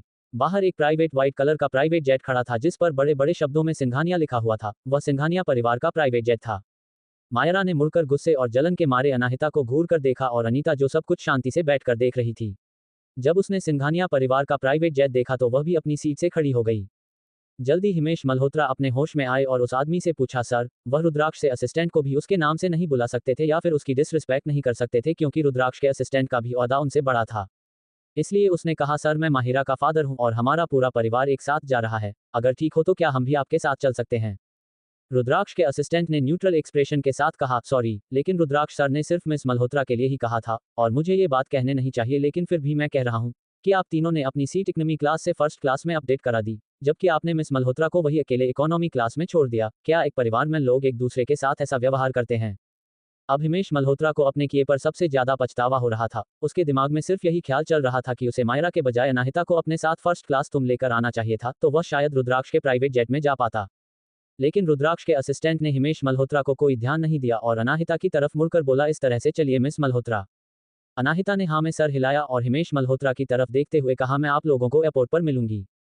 इतना कहकर वह रुद्राक्ष के उसके पीछे पीछे बाहर चली गई। इस वक्त मायरा और अनीता का चेहरा गुस्से और जलन से भर गया था। वह लोग बार बार बगल में खड़े सिंघानिया परिवार के लोग लग्जरी प्राइवेट जेट को देख रहे थे, जिनके बारे में उन्होंने बहुत कुछ सुना था। जब अनाहित प्राइवेट जेट के अंदर आई तो सबसे पहले उसने रुद्राक्ष को देखा, जो अपना सर नीचे करके अपने हाथ में पकड़े कुछ डॉक्यूमेंट्स पढ़ रहा था। उसके असिस्टेंट ने कहा, सर, मैं मिस मल्होत्रा को ले आया। रुद्राक्ष ने बिना सर ऊपर किए सिर्फ हाँ में गर्दन हिलाई, जिससे अनाहिता थोड़ी अनकाउंटेबल हो गई। उसे समझ नहीं आ रहा था कि वह क्या करें। तभी रुद्राक्ष के असिस्टेंट आगे बढ़कर कहा, मिस मल्होत्रा सर अभी काम में थोड़ा ज्यादा बिजी हैं, तो आप कंफर्टेबल होकर केबिन में बैठ जाए। ओके। अनाहिता ने हाँ में सर हिलाया और रुद्राक्ष के बगल से होकर एक केबिन में अंतर हुई। जैसे ही वह उस कैबिन में पहुंची तो हैरानी से उसका मुंह खुल गया और उसने कहा, विद्युत। उसके सामने बैठे आदमी ने सर उठाकर से देखा और अनाहिता की तरह ही हैरानी से कहा, महिरा, मैंने कभी सोचा भी नहीं था कि मैं तुम्हें यहाँ मिलूंगा। तुम इस देश में वापस आ गई? हाँ, मैं कुछ टाइम पहले वापस आए। विद्युत ने अपने बगल की सीट पर इशारा करते हुए कहा, यहाँ आओ और बैठो। अनाहिता ने हाँ में सर हिलाया और उसके बगल में जाकर बैठ गई। अनाहिता के बैठते ही विद्युत उससे अब तक के बारे में बहुत सारे सवाल करने लगा और अनाहिता उसका जवाब देने लगी। तभी विद्युत ने कहा, मैं बेंगलुरु जा रहा हूँ अकेडमी के अवार्ड सेरेमनी के लिए। अगर तुम फ्री हो तो क्या तुम भी मेरे साथ चलोगी? आखिर तुम भी तो अकेडमी के फाउंडर्स में से एक हो। विद्युत भी क्राउन कॉफी अकेडमी का एक फाउंडर था और पूरी दुनिया में जाना माना एक समैलिए। पास्ट में विद्युत और अनाहिता ने ही मिलकर क्राउन कॉफी अकेडमी को शुरू किया था। वह मिलकर एक ऐसी जगह बनाना चाहते थे जिसके जरिए वह कॉफी को एक अलग ही लेवल पर ले जा सके। उन्होंने कभी नहीं सोचा था कि उनकी एकेडमी इतनी बड़ी हो जाएगी, लेकिन उनकी एकेडमी का सर्टिफिकेट दुनिया के सबसे बेस्ट 10 लोगों को ही दिया जाता था। और वही जब अनाहिता ने सुना कि विद्युत मायरा के ही अवार्ड सेरेमनी में जा रहा है, तो उसके चेहरे पर एक मुस्कान आ गई और उसने कहा, क्या इत्तेफाक है, मैं भी वही जा रही हूँ। विद्युत ने खुशी से कहा, ये तो बहुत अच्छी बात है, वहाँ के स्टूडेंट एकेडमी के फाउंडर से मिलकर बहुत खुश होंगे।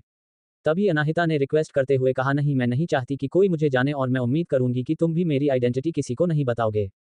अनाहिता की बात सुनकर विद्युत की स्माइल गायब हो गई और उसने पूछा, लेकिन क्यों? मेरे कुछ पर्सनल रीजन से। ठीक है, कोई बात नहीं, मेरे लिए तो यही अच्छी बात है कि तुम इस इवेंट को अटेंड करोगी। उसकी बात सुनकर अनाहिता मुस्कुरा दी और उसने कुछ नहीं कहा। तकरीबन 2 से ढाई घंटे में उनकी फ्लाइट बेंगलुरु एयरपोर्ट पर लैंड कर गई। जब अनाहिता जेट से बाहर आ रही थी तो रुद्राक्ष पहले ही वहां से जा चुका था। अनाहिता को कोई फर्क नहीं पड़ा और उसने विद्युत को बाय बोलकर मल्होत्रा परिवार को खोजना शुरू किया, लेकिन वह लोग कहीं भी दिखाई नहीं दे रहे थे। अनाहिता वहीं पर खड़ी हो गई और इधर उधर देखने लगी, क्योंकि उसे पक्का यकीन था कि हिमेश मल्होत्रा उसे अपने साथ ही लेकर जाएगा। तभी उसकी नज़र कुछ दूरी पर पड़ी जहां पर बहुत सारे बॉडीगार्ड्स एक साथ चल रहे थे। वह उन बॉडीगार्ड्स को पहचानती थी, वह रुद्राक्ष के बॉडीगार्ड थे। रुद्राक्ष भी उन सभी बॉडीगार्ड्स के बीच ब्लू बिजनेस सूट में अपने रॉयल और खतरनाक ऑरा के साथ चल रहा था। आसपास की लड़कियां रुद्राक्ष को देखकर आपस में बातें कर रही थी और शर्मा रही थी। एक लड़की ने कहा, वह देखो, वह लड़का कितना हैंडसम है, क्या वह कोई सेलिब्रिटी है? नहीं, ऐसा हो ही नहीं सकता, अगर वह कोई सेलिब्रिटी होता तो उसके इंटरनेट पर करोड़ों फैंस होते। लेकिन बाकी लड़कियों की तरह अनाहिता ने कोई ओवर रिएक्शन नहीं दिया और वह चुपचाप वहीं खड़ी रही। फिर अपना फोन निकालकर वह हिमेश मल्होत्रा को कॉल करने लगी। कॉल लगा लेकिन हिमेश मल्होत्रा ने कॉल कट कर दिया। अनाहिता जानती थी कि यह हरकत पक्का मायरा कर रही होगी। अनीता चालाक थी लेकिन वह ऐसी बचकानी और बेवकूफ़ाना हरकतें नहीं करेगी। जबकि मायरा अपने गुस्से के कारण कभी भी कुछ भी कर सकती है। वहां खड़े खड़े अनाहिता बोर हो रही थी। उसने सोचा क्यों ना पानी ही पी लिया जाए, इसलिए वह पानी लेने के लिए आगे बढ़ी। उसे नहीं पता था कि वह शेर की गुफा में आगे बढ़ रही है। जैसे ही वह लाउंज में एंटर हुई वहां आसपास कोई नहीं था, तभी एक दरवाजा खुला और किसी ने उसे अंदर खींच लिया।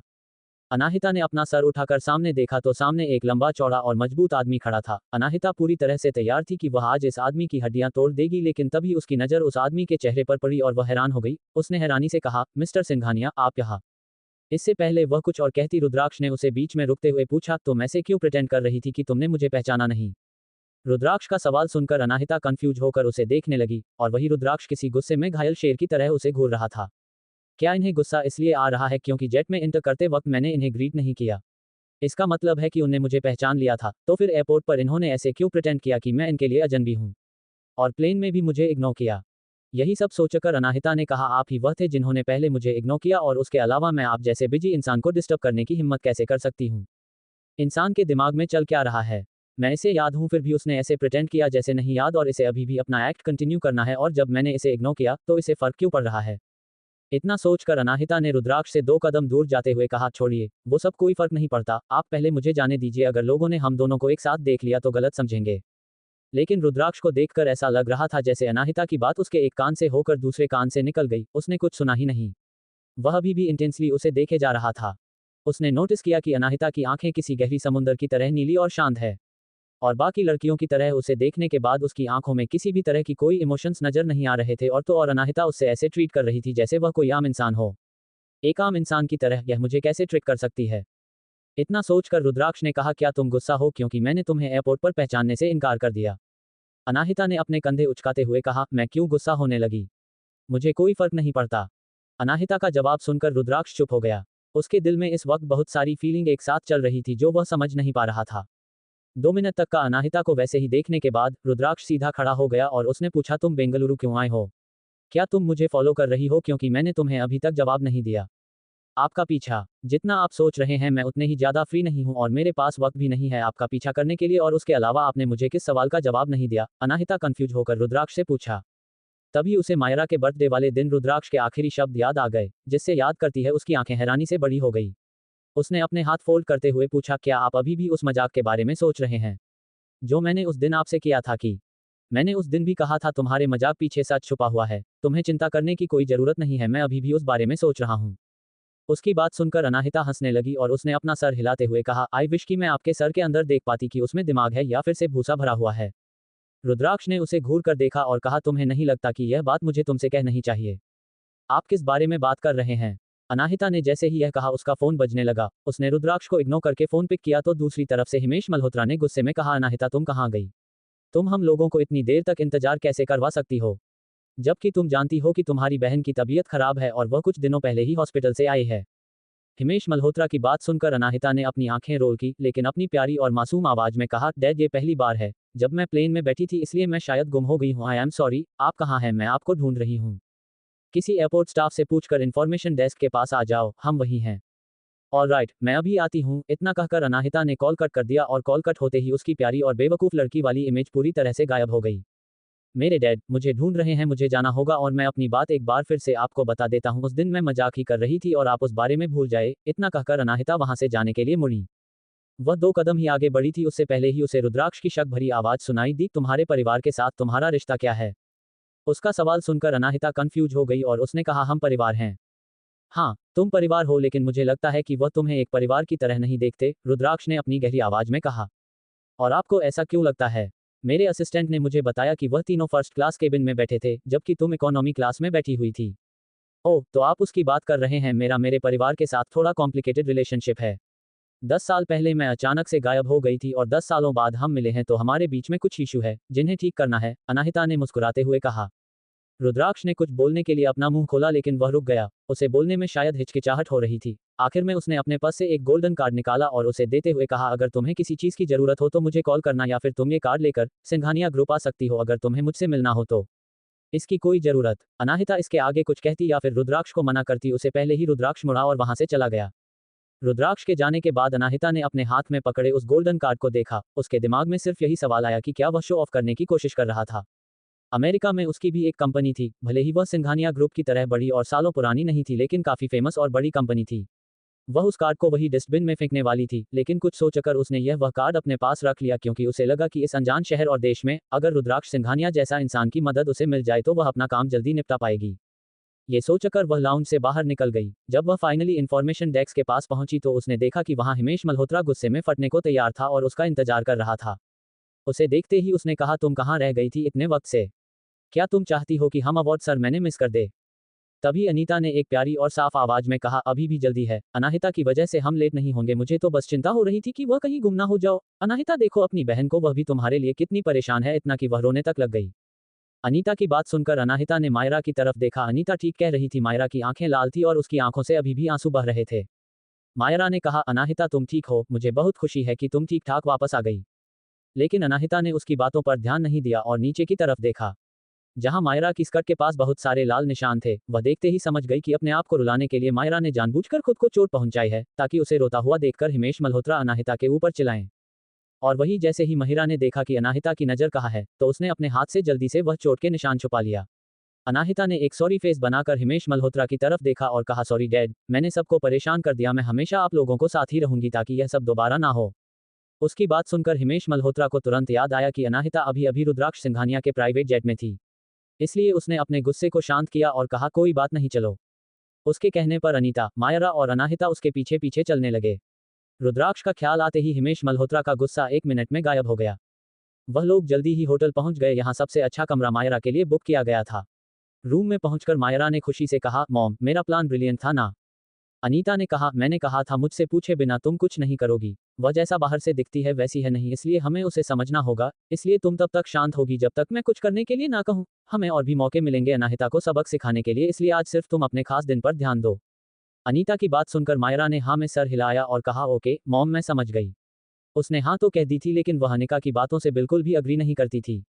इस वीडियो में किसका किरदार आपको सबसे अच्छा लगा हमें कमेंट बॉक्स में जरूर बताएं, और स्टोरी पसंद आई हो तो एक लाइक करके चैनल को सब्सक्राइब कर लीजिए। Thank you.